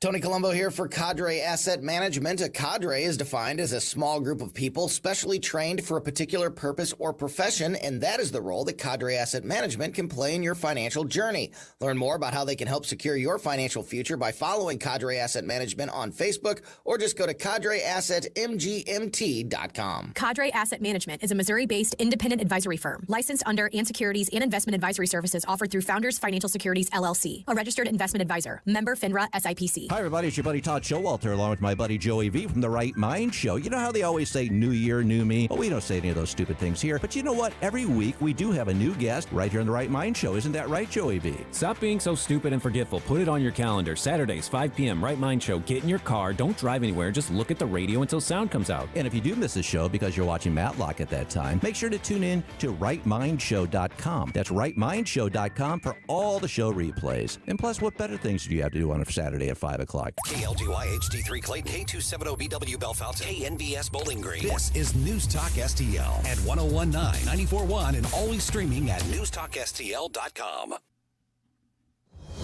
News this hour from townhall.com. I'm Rich Thomason. The U.S. military has launched another missile barrage against Iran-backed rebel targets in Yemen. The wave of ship and submarine-launched missile strikes against Houthi locations marks the fourth time in days the U.S. has directly targeted the group as violence that ignited in the wake of the Israel-Hamas war continues to spill over in the Middle East. The strikes were launched from the Red Sea and hit targets the command deemed an imminent threat. The hits followed an official announcement on Wednesday that the U.S. has put the Houthis back on its list of specially designated global terrorists. I'm Charles de Ledesma. It didn't take Pakistan long to retaliate for Iran's attack on targets inside Pakistan. The Pakistani Air Force has bombed what are said to be terrorist hideouts in Iran. A couple of Republican lawmakers think that New Mexico's Democrat governor is ripe for impeachment, running afoul of the Second Amendment. Governor Michelle Lujan Grisham invoked emergency public health orders last year, suspending the right to carry firearms in some public places in greater Albuquerque, such as parks and playgrounds. The order was in response to a spate of gun violence. Now Republican Representatives Stephanie Lord and John Block have filed a resolution aimed at initiating impeachment proceedings against Lujan Grisham. The Republicans say the governor has violated her oath of office to uphold state and federal constitutions. Lord says the governor has too much power and is acting like a dictator. I'm Donna Warder. From the Midwest to the Northeast, forecasters warn that more wintry weather could make travel challenging in the coming few days. Boston, New York, Washington, D.C., among the major East Coast cities, could be in for measurable snowfall before the end of the week. Watching Wall Street, Dow futures down 74 points. NASDAQ futures up 124. More on these stories at townhall.com. Relief Factor, pain relief that's natural, pain relief that works, and pain relief that attacks the source of the pain. That's the experience of tens of thousands of Americans who are taking Relief Factor right now. See their incredible video endorsements at relieffactor.com and then order your 3-week quick starter pack for just $19.95. That's less than $1 a day. Find out if it can work for you like it works for me by ordering your 3-week quick starter pack today. Relieffactor.com, relieffactor.com. Be the next success story. John Solomon provides exclusive reporting and newsmaker interviews on John Solomon Reports on the Salem Podcast Network. We broke this story because we got the documents early. They put out this new information, and it affirms our reporting that this Democrat donor gave about $5 million or more in assistance to Hunter Biden. Basically paid off his bills. Subscribe to John Solomon Reports today on Apple, Spotify, Google, Rumble, or at SalemPodcastNetwork.com. From the Michaels Flooring Outlet Weather Center. I'm First Alert 4 Chief Meteorologist Steve Templeton. A near normal chilly night, low down to 23. A few flurries are possible in the morning. Otherwise, mostly cloudy and 36. Dry for much of the day, but let's watch for some light snow Thursday night into Friday morning. Mainly around 9 p.m. to 3 a.m. Could see a dusting to an inch. Not a whole lot, but even light accumulations can make for some tricky travel. It'll end before the Friday morning dry, but let's watch for any slick spots that continue. Then Friday, cold air just blasts in here. A low of 11 and a high of 16. A windy day. Wind chills in the morning down to minus 10 to minus 20. That's the latest from the First Alert 4 Weather Center. I'm Chief Meteorologist Steve Templeton. This hour of News Talk STL is brought to you by Rodney and Jen Wallner and the entire Wallner home selling team at Berkshire Hathaway. Call them today at 314-810-SOLD. 314-810-SOLD. The Herzog Foundation is the vision of its founder, Stanley Herzog, and it exists to promote and accelerate the development of quality Christ-centered K-12 education. Hi, this is Daryl Jones, president of the Herzog Foundation. Our primary goal is to advance Christian education so that families and culture flourish. The legacy of Stan's business career centers around making national transit ecosystems accessible and sustainable. Likewise, the legacy of Stan's philanthropy centers around making the ecosystems of Christian Christian education more accessible and sustainable for families across the nation. Visit HerzogFoundation.com to learn more about our programs, including trainings, scholarships, conferences, news, and our podcast, Making the Leap. Visit HerzogFoundation.com to learn more and sign up for The Lion, an initiative of the Herzog Foundation that carries articles covering a wide range of issues facing American families and culture. HerzogFoundation.com. Mike Ferguson. Are you pretending to be crazy? Wow, you're really pumped about this. Gabe Pfeiffer.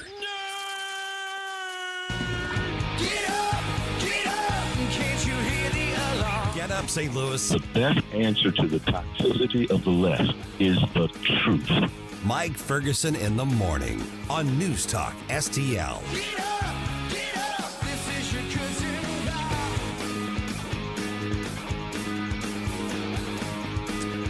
Clipboards and lies. Mm-hmm. That's what you can expect. Starting today, the far left is going to start their petition drive to try to overturn Missouri's pro-life laws. Let's talk about it. 314-912-1019. Just ahead, we've also got our news roundup. And then at 8:35, I'm just telling you right now, I normally don't tease that far ahead, but the federal government is using your bank to try to surveil people based on ideology, based on what you're buying. This is so disgusting. And it's not the first time that something like this has happened. Sure. But they are trying to, and they have been apparently, commissioning banks to violate the Constitution and look for people to target. It's not even targeting people that they know they don't like. It's, hey, sweep through these records and tell us who we should target. It's kind of amazing. 8:35, excuse me. We'll get into that. It is 8:06 right now. I'm Mike Ferguson. Got Gabe Pfeiffer here. Got Stealth Montigas here. Okay, so Sunday is Sanctity of Life Sunday. If you haven't already asked your church to contact Thrive to talk about the Day of Compassion, and they would love to work with your church, have a speaker out there, or at least send some resources so that your church can help those who are in a crisis pregnancy center because they value life so much. Not a political thing. They just value life so much. At least put it in your bulletin. So if somebody knows somebody who's in a crisis pregnancy and they're tempted to go to Planned Parenthood to get their referral over to the Illinois side, of course, churches on the Illinois side too definitely should be doing this. Then what they can do is say, hey, contact Thrive and go from there. So I bring up Sanctity of Life Sunday because this is the week that the hard left has chosen to launch their petition drive to bring abortion back to Missouri. On Sanctity of Life Sunday. Of course, they would look at Sanctity of Life Sunday as something that's heretical to their gods, whatever it is that they're, whatever Moloch, the Baal, yes, god that they're worshiping, Satan. Yeah, pretty much. So here's where we're at. We need to remind people and have this conversation about decline to sign. And so I could spend the next 7 minutes railing on how awful what they're doing is. I could do that. But we know that. Yeah. So now let's talk strategic approach to this. Yes. And this isn't just what are the consultants going to do? What is Missouri Right to Life going to do? What is the Missouri Life League going to do? That's not that. That's all part of it, sure. But it's what will each and every one of us do because we have a hand in this. Right. So that's why what I hope you'll do is look towards the decline to sign messaging and exacerbate that and push that out there. Very simply decline to sign. And what that means is 'tis the season for ballot referendums. Yes. People with the little clipboards everywhere. Hey, sign this petition too. Now, there's a variety of those. There's all kinds of groups that want to put something on the ballot. Everybody wants something. Everybody wants to put something on the ballot because in Missouri, it's relatively easy compared to other states to change your state constitution because our threshold is so low. For a couple $1 million, you can generally buy yourself a constitutional amendment. Which is sick to begin with, but that kind of is what it is. That's what history has shown. That's all you need to get enough advertising, enough signature takers, and get this thing through. About $2.1 to $2.3 million. That's what it looks like. So here's where time is actually on our side, and they've got until May 5th to come up with a little bit over 171,000 valid voter signatures. Right. Okay. So that means taking way above that, by the way. Right. Because of, invalid signatures and invalid methodology, things like that. There's always kind of this drawdown. Right. They always have to get more in order to meet that threshold. Right, exactly. So why when I say time is on our side, because they've only got till May 5th to turn these in. Mm-hmm. And then after that, of course, there's weeks of verification, and then they decide, whether or not they met the threshold or not. And then, there are people who are there, they can challenge the signatures and all that sort of thing. So that's a relatively short amount of time to get this many signatures. It can be done with professional petitioners. Right. Which costs money. Professional petitioners cost money because they're very good at what they do. Mm-hmm. They travel around the country. They get paid a certain amount per valid signature that they bring in, sometimes just signature that they bring in, but they're very good about getting this. And these are hired guns. They don't really care what they're petitioning for. This is how they make their living. Right. I know this because I've employed them before when I used to work for Bob Barr. We hired in firms to come in and do petitions to try to get him on the ballot. Mm-hmm. Well, we had conservatives, we had leftists, they didn't care. They just wanted to get a paycheck, and they were very effective. They're political mercenaries. They're mercenaries, right? And you know what? I don't even say that in a derogatory way. It's what they do for a living. It's some of the OG gig work back in the day. You know? Yeah, exactly. So here's where we're going with this, is that because they've only got until May 5th. So here we are in the middle of January, so middle of March. Mm-hmm. Middle of February, middle of March, middle of April. Mm-hmm. And so we're looking at about 3.5 months. 3.5, yeah. For 171,000 valid signatures, which means they really need to bring in about 250,000 signatures. Yes. There's only 6 million people in the state. Mm-hmm. So here's the thing, is in the St. Louis and Kansas City areas, because you have to have a certain number of signatures per congressional district, they're going to meet their numbers in St. Louis. Probably. Yeah, in the city, yes. Right. Where they're going to try to meet those everywhere else is that you're going to go into the shopping mall, you're going to go in the grocery store, you're going to go in the movie theater, you're going to go to the community event, the fair, the whatever, and there's going to be somebody with a clipboard. Hey, sign this to protect women's health. Yep. Hey, sign this to whatever, and they're going to make up anything they want to say to get you to sign that clipboard. So the best thing we can do right now is just have it in our mindset, have it in our conversations, make the understanding, decline to sign. It doesn't matter what they've got on that clipboard. Mm-hmm. The answer is, hey, no thanks, I'm moving on with my day, and just keep going. Yeah. And please encourage everybody to have that in mind as well, and just say, listen, this is important. What you have to do is literally nothing. Right. Just simply keep walking, and we need to slow this petition process down as much as we can. This is similar to our entreaty to you to be prepared when somebody says put a mask on, right? It's like this is your individual action. This is your individual time to shine to affect the world around you. You're actually going to make a difference. In this case, it's even more clear the difference you can make because you declining to sign every single time, you affecting other people in their in keeping them from signing as well, it may very well prevent this atrocity from getting into the Missouri Constitution. Yeah. And because we know from some of the leftists, the only way they can get stuff done is putting on the statewide ballot. Yes. Of course, the left in the media, they're saying, are you afraid of the voters? Let the voters have a say. We're not talking about tax rates. Right. We're not talking about a regulation.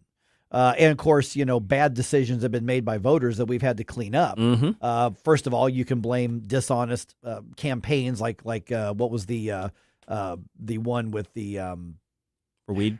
No, not the weed. Well, there was a bad one with weed, mm-hmm. but there was another one before that's escaping me right now. Clean Missouri. Clean Missouri. Yep. Yes, thank you. That's that was terrible, and we had to go back and put it back on the ballot and fix it. Yeah. But here's the thing is that Clean Missouri and the Right to Work ones and all of those that have gone the left's favor, we know that about $2 million, $1.75 to $2.1 million of a campaign will win that for you. Mm-hmm. And they don't have to tell the truth. Right. In those. All we can do is call out the lies. So in this one right here, Missouri Right to Life and many others, they've got graphics up on their website, their social media, decline to sign. But the most important thing you can do is look at your social media, whatever you're following is your circles. And you may say, well, I don't know that many people. Hey, what if you know 10 or 12 people that would go, oh, okay, yeah, I won't sign. That's fine. Thanks for giving me the heads up. Mm-hmm. And there are thousands of people listening to us right now. Yeah. If the majority of that happens, you've made a massive, massive difference. All it takes is for the people do not want to see unlimited abortion in the state or any elective abortion in this state, then just simply stand up enough to tell those who will listen to what you have to say, hey, guys, this year, no matter what's on that clipboard, just be safe. Just decline to sign. Absolutely. And that's the only safe way to go about this. I know there may or may not be some conservative groups out there who are like, no, but we wanted to get this really good thing on the ballot. This isn't the year for that. Yeah, do it a couple years down the road. Do it later. Yeah. And I know that there are some people who are cooking up some ones like I said, and I've talked to one of those groups that has a very good idea. Mm-hmm. And I've just talked to him face to face and said, guys, this isn't the year. It's so much more important to make sure that we don't allow elective abortion back in Missouri. And by the way, for those who are going to say, oh, but Missouri's ban is extreme and we've got to at least allow for the life of the mother to be protected. That is the Missouri law right now. That's already the law. Anybody who tells you that is lying. Absolutely. Full on lying, which they are, as you pointed out, Gabe, allowed to do. They're allowed to do it. They're allowed to deceive you. And what we're telling you is simply don't bother engaging. Just say, when they come up to the clipboard and they say, hey, would you like to sign to protect pregnant women? Right. They may say something like that. Or according to the actual proposal, pregnant person. Pregnant persons. That's actually what they want to write in the state constitution. Pregnant person. Yes, to start all that garbage too. Yeah. So don't even bother engaging. Don't even get into the conversation because that may draw a crowd. Yeah. And then all of a sudden now they've got more opportunities to get more signatures. Just say no thanks.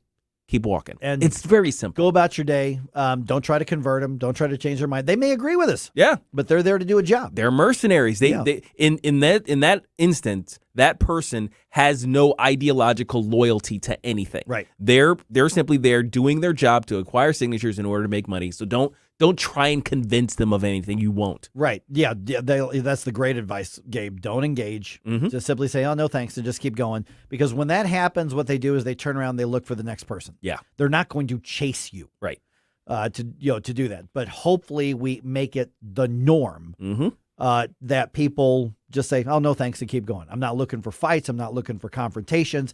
And by the way, every single pastor should be as part of Sanctity of Life Sunday. If you've got the guts to actually talk about this this coming Sunday, you should be telling your congregation, decline to sign. And there's somebody who goes, no, our church doesn't do politics. This isn't about politics. I agree that churches should stay out of politics. Yes. Partisan politics. Yes. This is a very clear life and death issue. This is a human rights You're issue. not telling people how to vote. You're just saying, please decline to sign this. Right. If it's 1860 and he's like, hey, we have a petition for the Fugitive Slave Act here. Why don't you sign it? If you weren't, if you say, well, I would have been the pastor to say, no, don't do this. Well, this is the modern equivalent. Right. All right, 314-912-1019. This is 1019 94.1 News Talk STL at 8:35. Okay, this is massive here. We're now finding out that the federal government is commissioning banks to look for conservatives and others on the right to target based on what you believe, whether it's your faith or your political outlet. I'll explain at 8:35.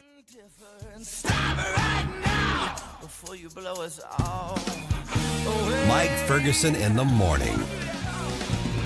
Get up, can't you hear the alarm? Get up, this is your cousin Bob. We all know the healthcare system's broken. It's not about you. It's about the code, the bill, the 7-minute appointment. Hi, it's Dr. Randy Tobler, and I've developed a better way that restores old-fashioned values with a holistic approach to your healthcare.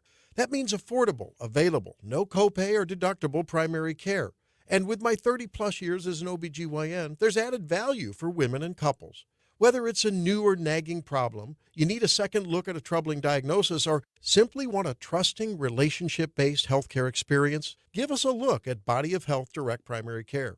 Our mission is to provide exceptional, accessible, and truly affordable care where the focus is on you, not insurance denial and cookbook medicine experts. And with your membership, there's a number of perks, including hundreds of free meds, in-office ultrasound, common diagnostic tests, and more. Interested in seeing me or learning more about healthcare the way it ought to be? Schedule an appointment or a discovery call at bodyofhealth.com. That's bodyofhealth.com. Tim Jones and Chris Arps in the afternoon. Missouri Attorney General Andrew Bailey. In the state of Missouri, we have a tool at our disposal to fight back. We have a statute on the books that makes it a felony offense to knowingly transport criminal alien through the state of Missouri. That's an enormous deterrent effect against drug traffickers and human traffickers. And we need to use that statute to make sure we're enforcing the laws and preventing this invasion from negatively impacting Missouri further. Tim Jones and Chris Arps. Weekdays at 4 on News Talk STL. Getting a new floor for your home can be intimidating and a little scary. But that's not the case when you go to Michael's Flooring Outlet. Katie here, and my mom and dad used Michael's, and they had a great experience. They've been a locally owned and operated family business for more than 30 years. You want variety? Michael's has carpet, hardwood, laminate, ceramic tile, luxury vinyl, natural stone, and many other options. Shop in-store at one of their 3 locations in Creve Coeur, Dardine Prairie, or St. Peters. Check out everything that Michael's has to offer at igotfloored.com. News Talk STL. Always streaming on your smart speaker, our mobile app, or newstalkstl.com. Hey there, Tim Jones here. Make sure you join me and my buddy Chris Arps this afternoon from 4 until 6 p.m. right here on 101.9 94.1 News Talk STL. Right now, let's get back to more of Mike Ferguson in the morning. Okay, seriously, Gabe, the bass line in the song, Yeah. awesome. Yes. Yes, it is. I love that. Then the guy starts singing and he kind of ruins it. But this is really good. Check this out. It is good. That's good stuff right there. And then, like I said, he's going to start singing in a second, and then we can go ahead and fade out when that happens. You'll see what I mean. Here we go. See? Dang it. All right. Okay. Ruins it. The chorus isn't too bad. It's typical, like, glam 80s rock stuff. Yeah, All but right. those bass licks, ooh, boy. That was awesome. Those are nice. Yep. Okay, remember, just a reminder, Decline to Sign coalition of pro-abortion organization launching their petition drive today in hopes of putting a referendum on the ballot that would, if approved by voters, bring elective abortion back to Missouri. That's just a quick follow-up. Talk to your friends, put Decline to Sign on your social media, tell people. And by the way, you should be asking your church if on this Sanctity of Life Sunday, if they are going to remind people not to sign these petitions that are out there. Yeah. All right. So check this out. If you decided to, let's say this, you want to read your Bible on your fishing trip, a brand new Bible that you just bought, okay? And you decide to go on a fishing trip because you just bought something from like Cabela's or Bass Pro Shops. The feds likely know about it. You extremist. Oh, my gosh. Okay, here's what's going on. Federal investigators have asked, and I say asked in quotes, they've instructed banks to filter your transactions based on search terms. So in other words, when you buy something on your debit card, there's something, the store name, Sure.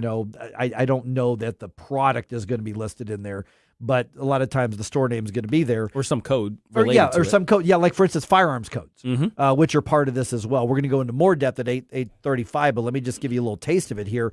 Some members of Congress, especially those on the subcommittee looking at the weaponization of government, are crying foul on this for good reason. Congressman Jim Jordan was on Larry Kudlow's show last night to explain what they have learned about what the federal government has been and is doing by commissioning banks to do the surveillance for them. At the request of government, you got banks searching private transactions of their customers for key search terms, key words.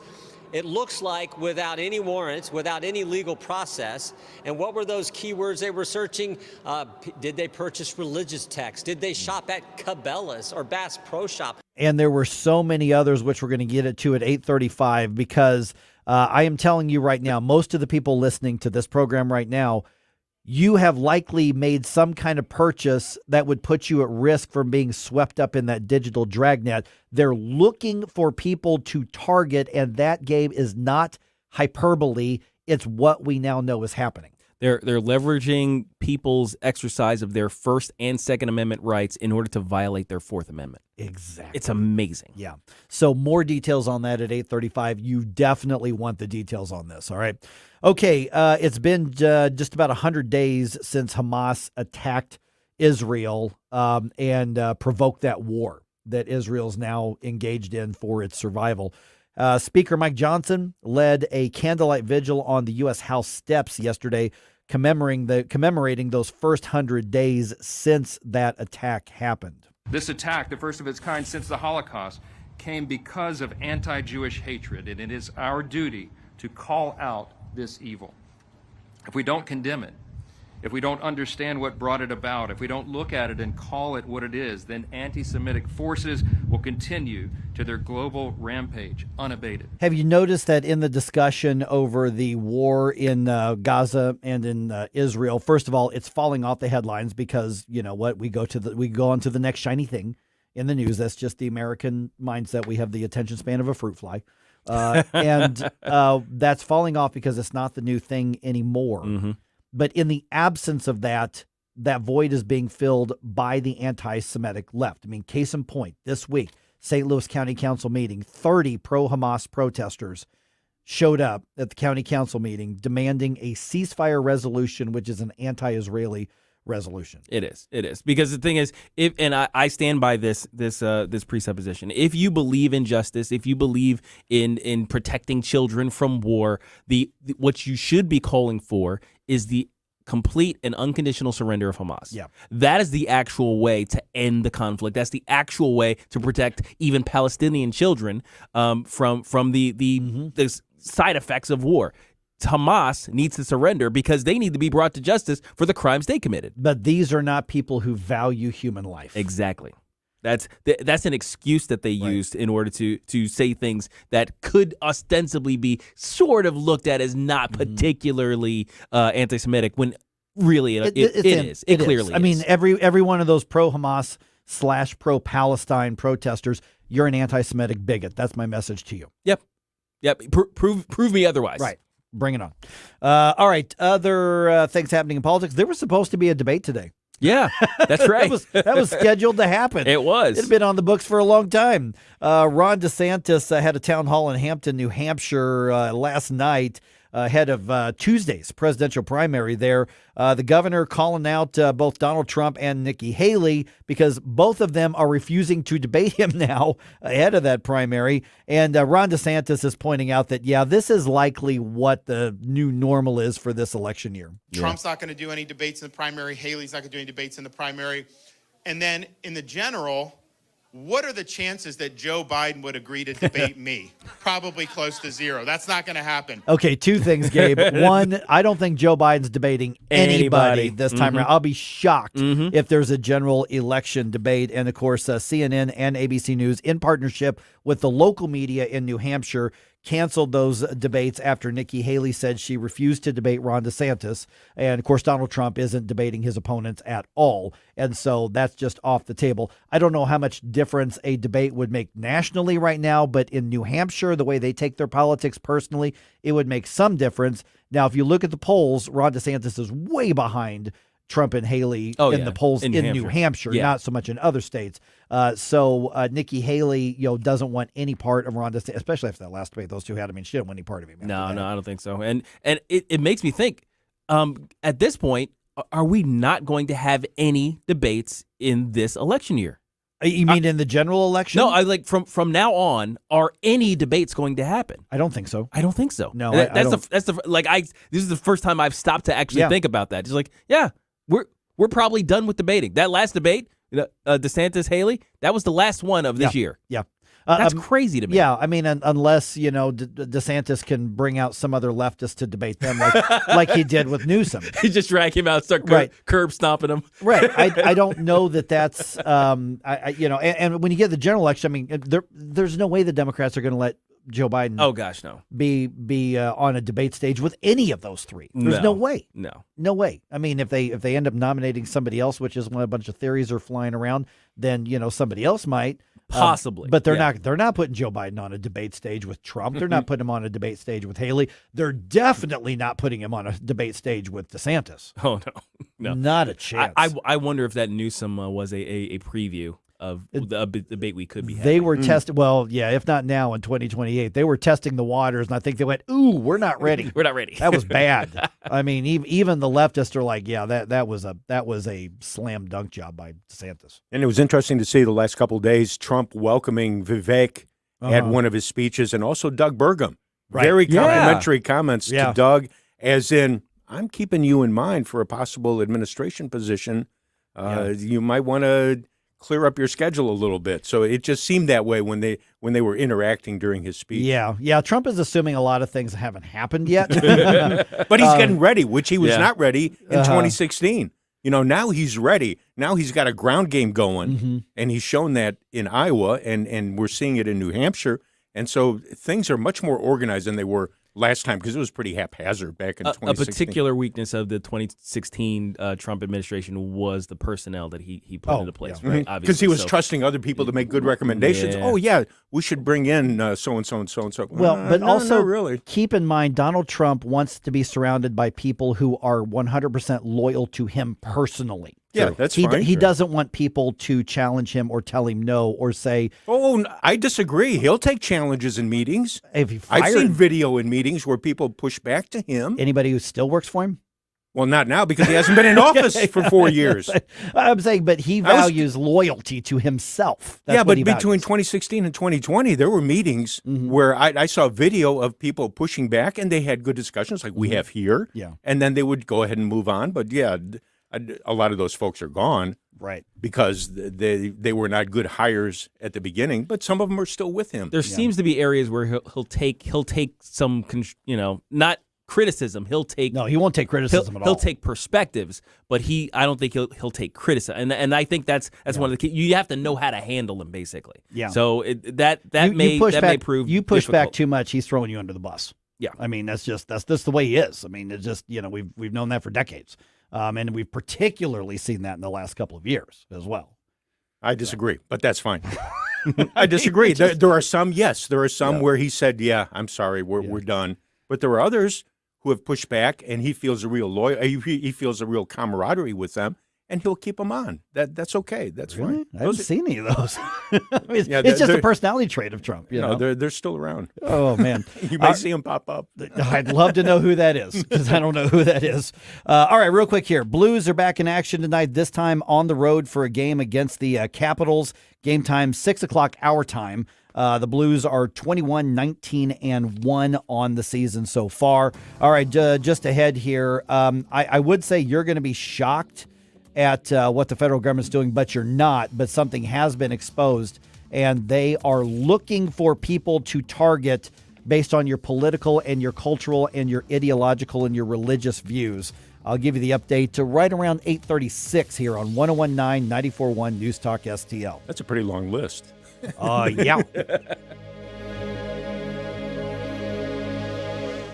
From the Michaels Flooring Outlet Weather Center. I'm First Alert 4 Chief Meteorologist Steve Templeton. A near normal chilly night, low down to 23. A few flurries are possible in the morning. Otherwise, mostly cloudy and 36. Dry for much of the day, but let's watch for some light snow Thursday night into Friday morning. Mainly around 9 p.m. to 3 a.m. Could see a dusting to an inch. Not a whole lot, but even light accumulations can make for some tricky travel. It'll end before the Friday morning dry, but let's watch for any slick spots that continue.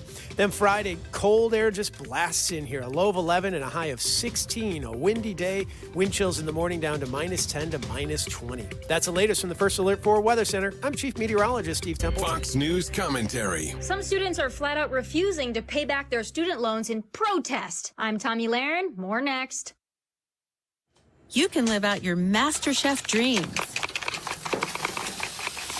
when you find a professional on Angie to tackle your dream kitchen remodel. Connect with skilled professionals to get all your home projects done well. Inside to outside, repairs to renovations. Get started on the Angie app or visit Angie.com today. You can do this when you Angie that. 1 in 10 student loan borrowers say they're refusing to make payments as a form of protest. According to a survey by Intelligent.com, 25% of those surveyed admitted they have not made any payments at all, and 9% of those say they are not making payments in a deliberate effort to pressure the government into student loan forgiveness. You've got to be kidding me. If you take out the loan, you pay back the loan. You don't get to refuse to pay it back as a protest. You don't get to boycott your bills. I swear, if these are the young people you all are out there raising, we are in deep trouble. The greatest generation stormed beaches, fought for freedom, sacrificed, and risked their lives for this nation. Also, whiny students could sit on their thumbs and moan about paying back the loans that they voluntarily took out to get their worthless gender studies and psychology degrees? Unbelievable. I'm Tommy Lahren, and you can watch my show, Tommy Lahren is Fearless, at Outkick.com. I'm Dr. TJ, owner of the Institute of Natural Health, co-owner of Optimal Nutraceuticals, and the host of Wellness 101. Wellness 101 is designed to cut through the nonsense and provide you common sense, science-based information regarding health and wellness.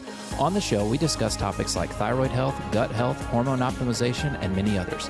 Our show airs Saturdays at 10 a.m. and 2 p.m. and Sundays at 11 a.m. and 3 p.m. right here on News Talk STL. For more information, visit us at inhstl.com.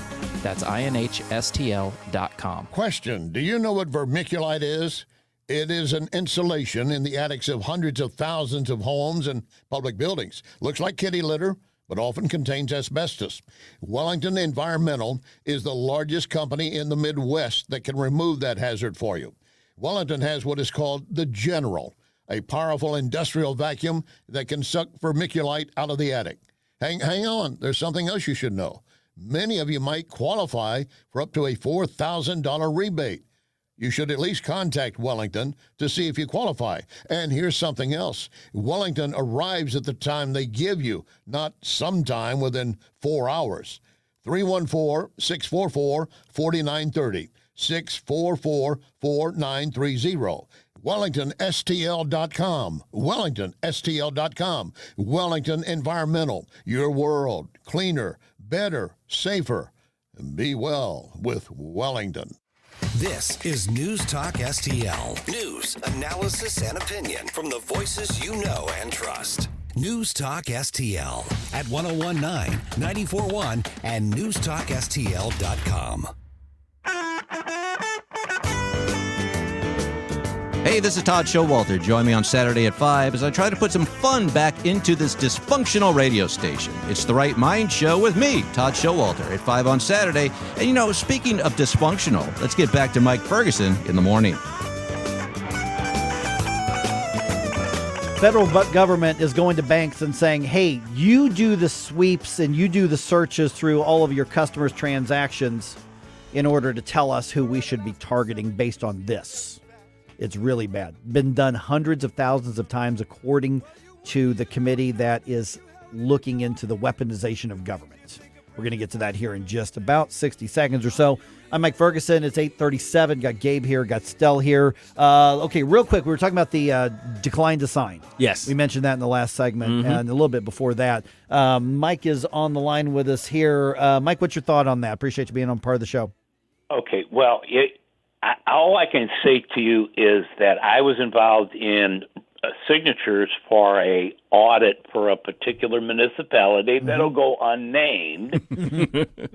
It's based on the election of the governor and how many people voted.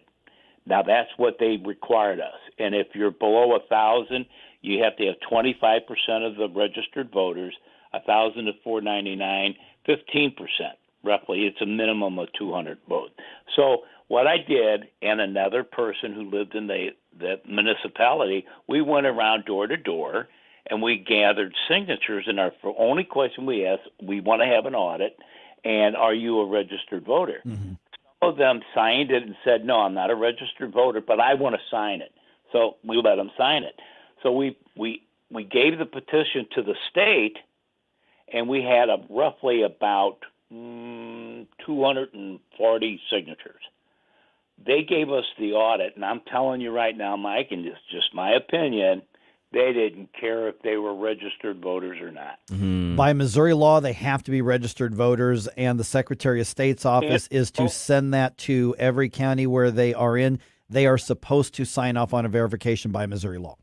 I understand that, but see, the people who get the signature, and I don't want to be argumentative about this, but the people who get those signatures, do you really think they're going to sit there and look out John Doe? He lives in this municipality. Is he a registered voter? Oh, yeah, no, they're not doing that. No, yeah, we know that. That's what we were saying. The ones I hired didn't do that. Well, yeah, what we were saying is that the signature takers don't care. No. But it's supposed to go to somebody who does care. Right. Yeah. Yeah, well, I hope that that's a true fact. But in my case, I don't believe that occurred. But only because I went out and actually got the signatures.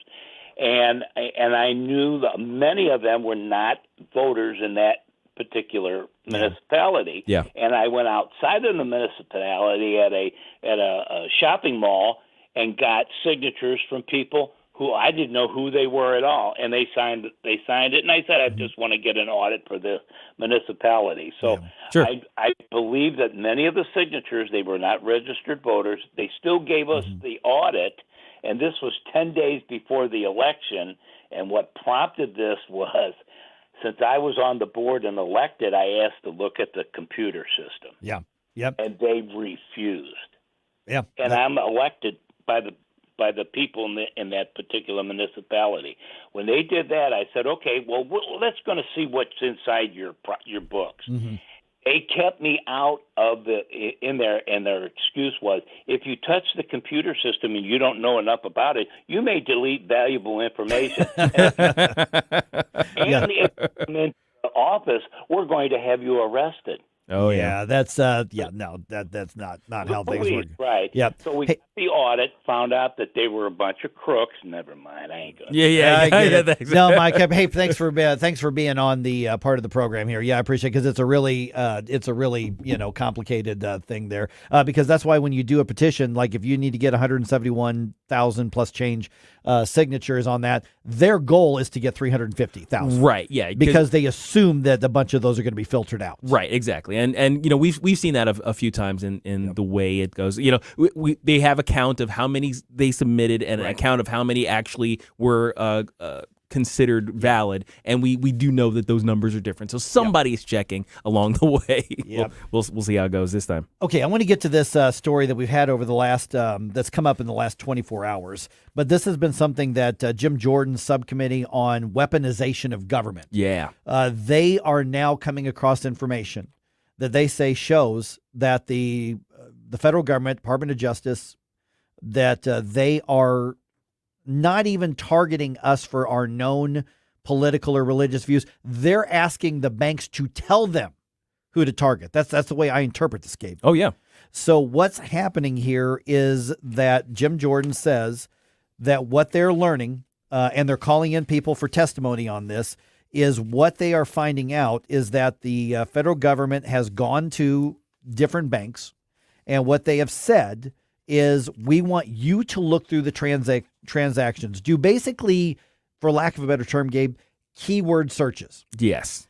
So when you buy something, there's a transaction, you spent $38.11, whatever, approved, and then there's a vendor name. Yeah.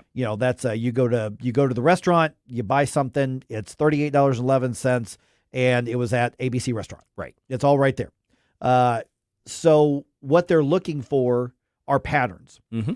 If you went to Cabela's, Bass Pro, Dick's Sporting Goods, they want that flagged. Mm-hmm. Well, why? Because you buy firearms at most of those places. Mm-hmm. I think Dick's Sporting Goods, is getting out of firearms. Yeah, they recently, at least they've removed their assault rifles. Right. But they've also asked for those codes, those firearm codes in the transaction. Yes, those are built in. But they also said look for, in some of the other keywords that came up were Trump. Mm-hmm. Were MAGA, for purchases of religious texts, including Bibles. Right. And so what you have here is a federal government that is saying, banks, we don't have a warrant, we don't have probable cause, we don't have reasonable suspicion, but we want you to do the keyword search, and if there's anybody who hits enough of these patterns, then we want to you to flag them and tell us about them. So basically they're saying, based on people who are conservative, people who are religious, and nothing else, we're thinking that might be a potential candidate to be a lone wolf shooter, I'm using their words, and a possible terrorist. So that's what the Biden administration's Department of Justice and federal law enforcement thinks of you. Yeah, and it's amazing to me this idea that your free exercise of your religious freedom. That's number one, Amendment 1. Your free exercise of your Second Amendment freedom, your ability to purchase and keep and bear arms. That's number 2. And they're saying, hey, if you exercise 1 and 2 in a way that we don't like, we're going to violate number 4. Yeah. We're going to illegally search your purchase histories and then put you onto various government lists. And there's nothing good about a government list, especially from an intelligence or a law enforcement agency. Okay, so Jim Jordan's released a letter he has sent to one of the key people in the federal law enforcement community who oversees the program that was used for this, saying we want you to come in for an interview before this hearing. Whether or not he's going to do it or not, we'll see. They may have to subpoena him. But if that happens, this should be the headline news everywhere. Yes. Now, whether it is or not, I don't know. But they're using a particular program that's designed to look for organized crime and terrorism. And so the Biden administration is directing banks. And by the way, your bank and your credit union basically are bootlickers for the federal regulators. Oh, they're pets to the government. Yeah, and so they're told by the federal government, do this search on your own. Yeah, it's not an order. We just really want you to do it, and then report back to us. They're going to maybe argue, well, we didn't issue an order. It's not unconstitutional. They volunteered the information. Yeah, because all we did was ask nicely. Right. Yeah, it was purely a voluntary program. Right. It's the same thing as their coordination with Facebook and old school Twitter and the like. It's like, we didn't tell them to ban people. We just said that I think this Twitter account is spreading misinformation. Yeah. You might want to do something about that. And by the way, we're the entity that regulates your entire industry. Yeah. It'd be a shame if something happened to your nice little business here, wouldn't it? Precisely. Does that sound familiar? Yeah. Sure does. Does it sound like a shakedown?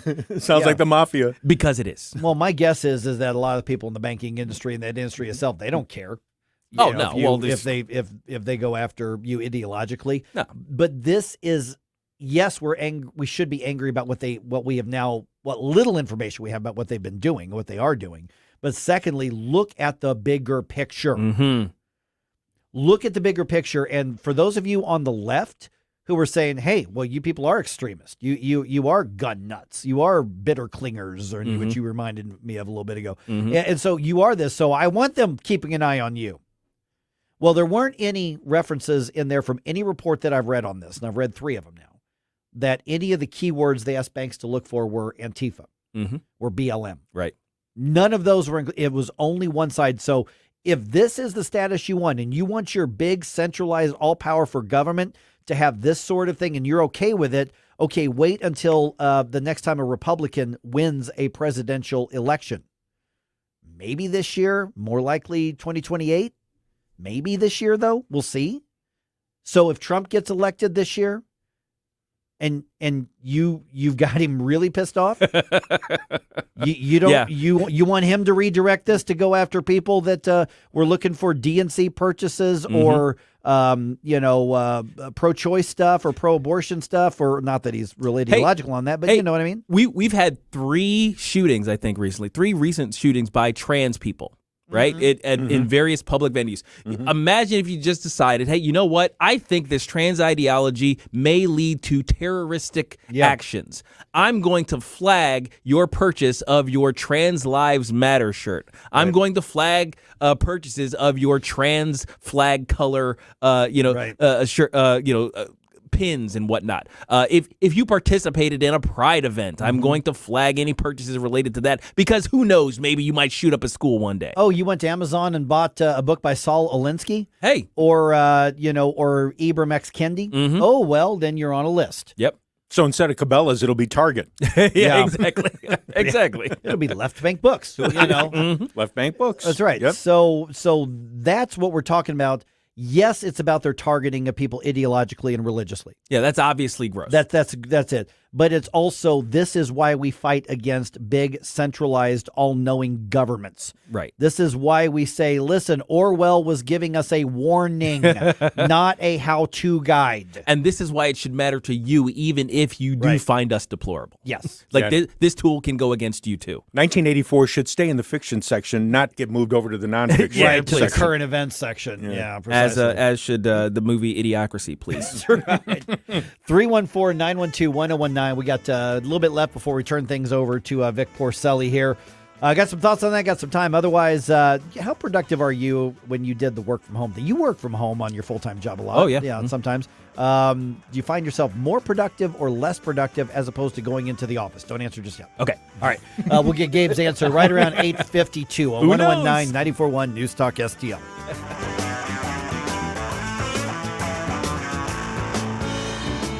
Your everlasting summer, you can see it fading fast. So you grab a piece of something that you think is gonna last. Like and subscribe to us on Rumble. News Talk STL.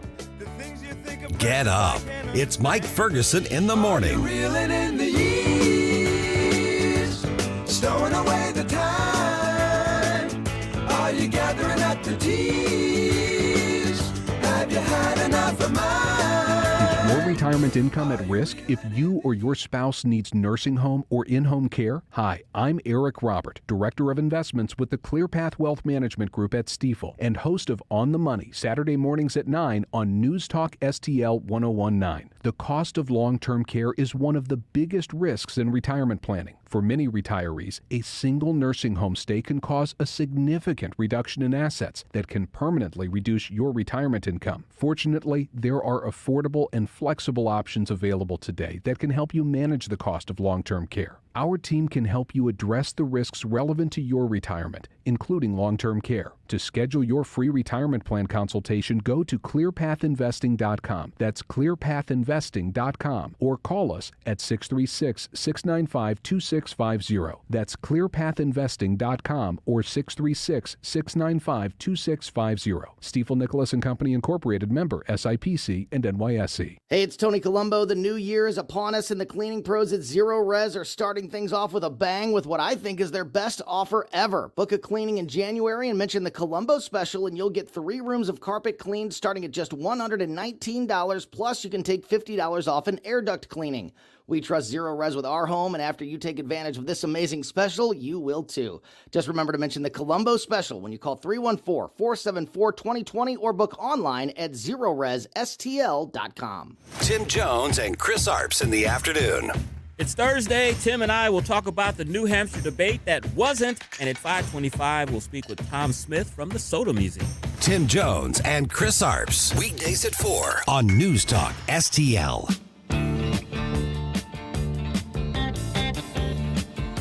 Dan Bongino here. Keep it on News Talk STL because my show starts at 11 a.m. Right now, it's back to Mike Ferguson in the morning. You get a shiver in the dark, it's raining in the park, but meantime. All right, Vic Porcelli is going to be here in about 11 minutes. Taking over. I'm Mike Ferguson. Got Gabe here. Got Stell here. 8:52 right now. You're doing your full-time work, you know, that you do. That's are you? I'm sure if you're doing work from home some of the week, a lot of other people are as well. Yeah, I'm doing a hybrid schedule, so I think three days out of the week, I'm for the most part, I'm doing remote. Do you think you're more productive working from home or working in the office? I think I'm overly productive working from home. Tell me what you mean by overly productive, because I think I understand. Yeah. See, the thing is, because there are no interruptions. Because you don't have a coworker coming by. You don't overhear a conversation about some other thing that you talk about. If you get focused on a particular job, you'll just work straight through. Yeah. And then and sometimes I'll look up and it's lunchtime. I should probably eat. Actually, it's past lunchtime. I should probably eat. And especially at the end of the day. The only indicator that I have that I should stop working is when my wife comes home from her job. So that's one of those things, is that because depending on your environment, my environment, I'm allowed to be hyper focused. So it's easy to just kind of get lost and keep moving. And I don't mean to be nosy, but how about in the evening when all of a sudden you get this thought about, I should check on such and such, and you can go into your office at home. Oh yeah, and go ahead and do some more work That home. That happens too. If like an idea strikes, it's like, oh, here's the thing that I haven't tried yet. I can just pick up my laptop and do it. Yep. And it's interesting because what you just said tracks with what a recent study shows. Of course, the whole work from home thing, happened, really took off when, government was shutting down, businesses and everything. But here's the thing. Researchers looked at how many times the average worker got interrupted while working in person and interrupted remotely. Right. Okay. Well, so it's interesting, which, by the way, I did not show this to Gabe before we started talking. Yeah, I didn't even. So if you're in the office, people are interrupted an average of 17 times a week. Okay. If you are at home, you're interrupted 14 times a week. Okay. So that's a little bit of a reduction there. Yeah. So they say this proves that working from home is more efficient. It seems to me like I get interrupted a lot more than 17 times in a week. It feels like a day. Yeah. To be honest. Yeah, I think that first number is low. Yeah. And the second number is high. Yeah, I think so too. I think they polled a lot of people with young kids.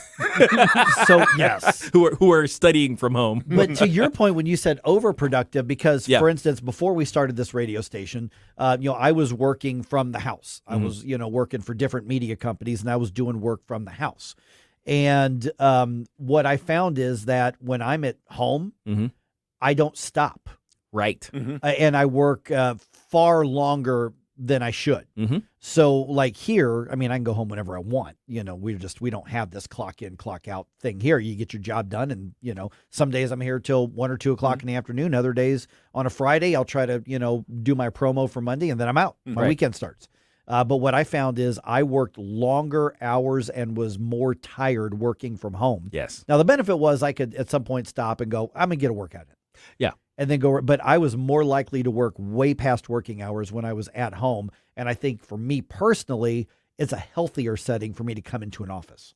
Yeah, and I think that's part of the thing. A lot of people do like to come into the office specifically because they want to separate that whole, the life-work balance thing. They want to do all that. I think personally, because I'm so comfortable at home, I don't feel that like sitting at my desk at work. The minute I sit down, I'm like, okay, when's lunch?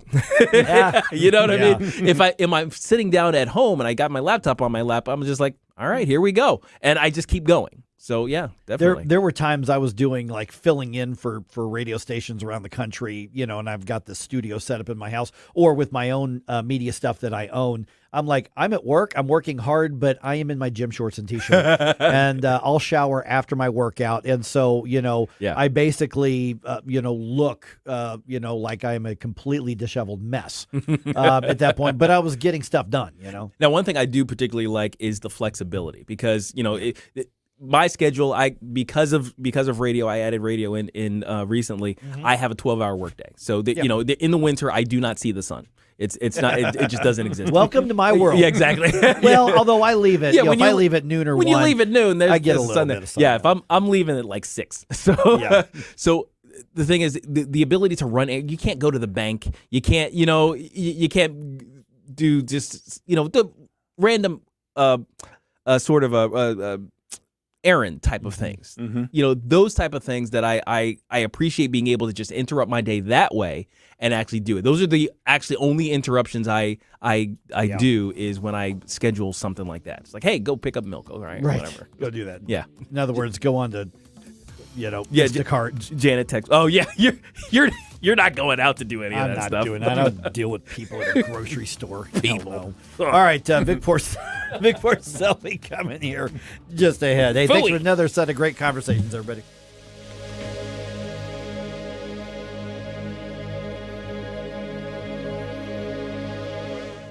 When it's important to you, You're talking about this. it's on News Talk STL. Nothing wrong. Absolutely nothing wrong. I feel that as a president, you have to have immunity. It would be awfully scary if there weren't some sort of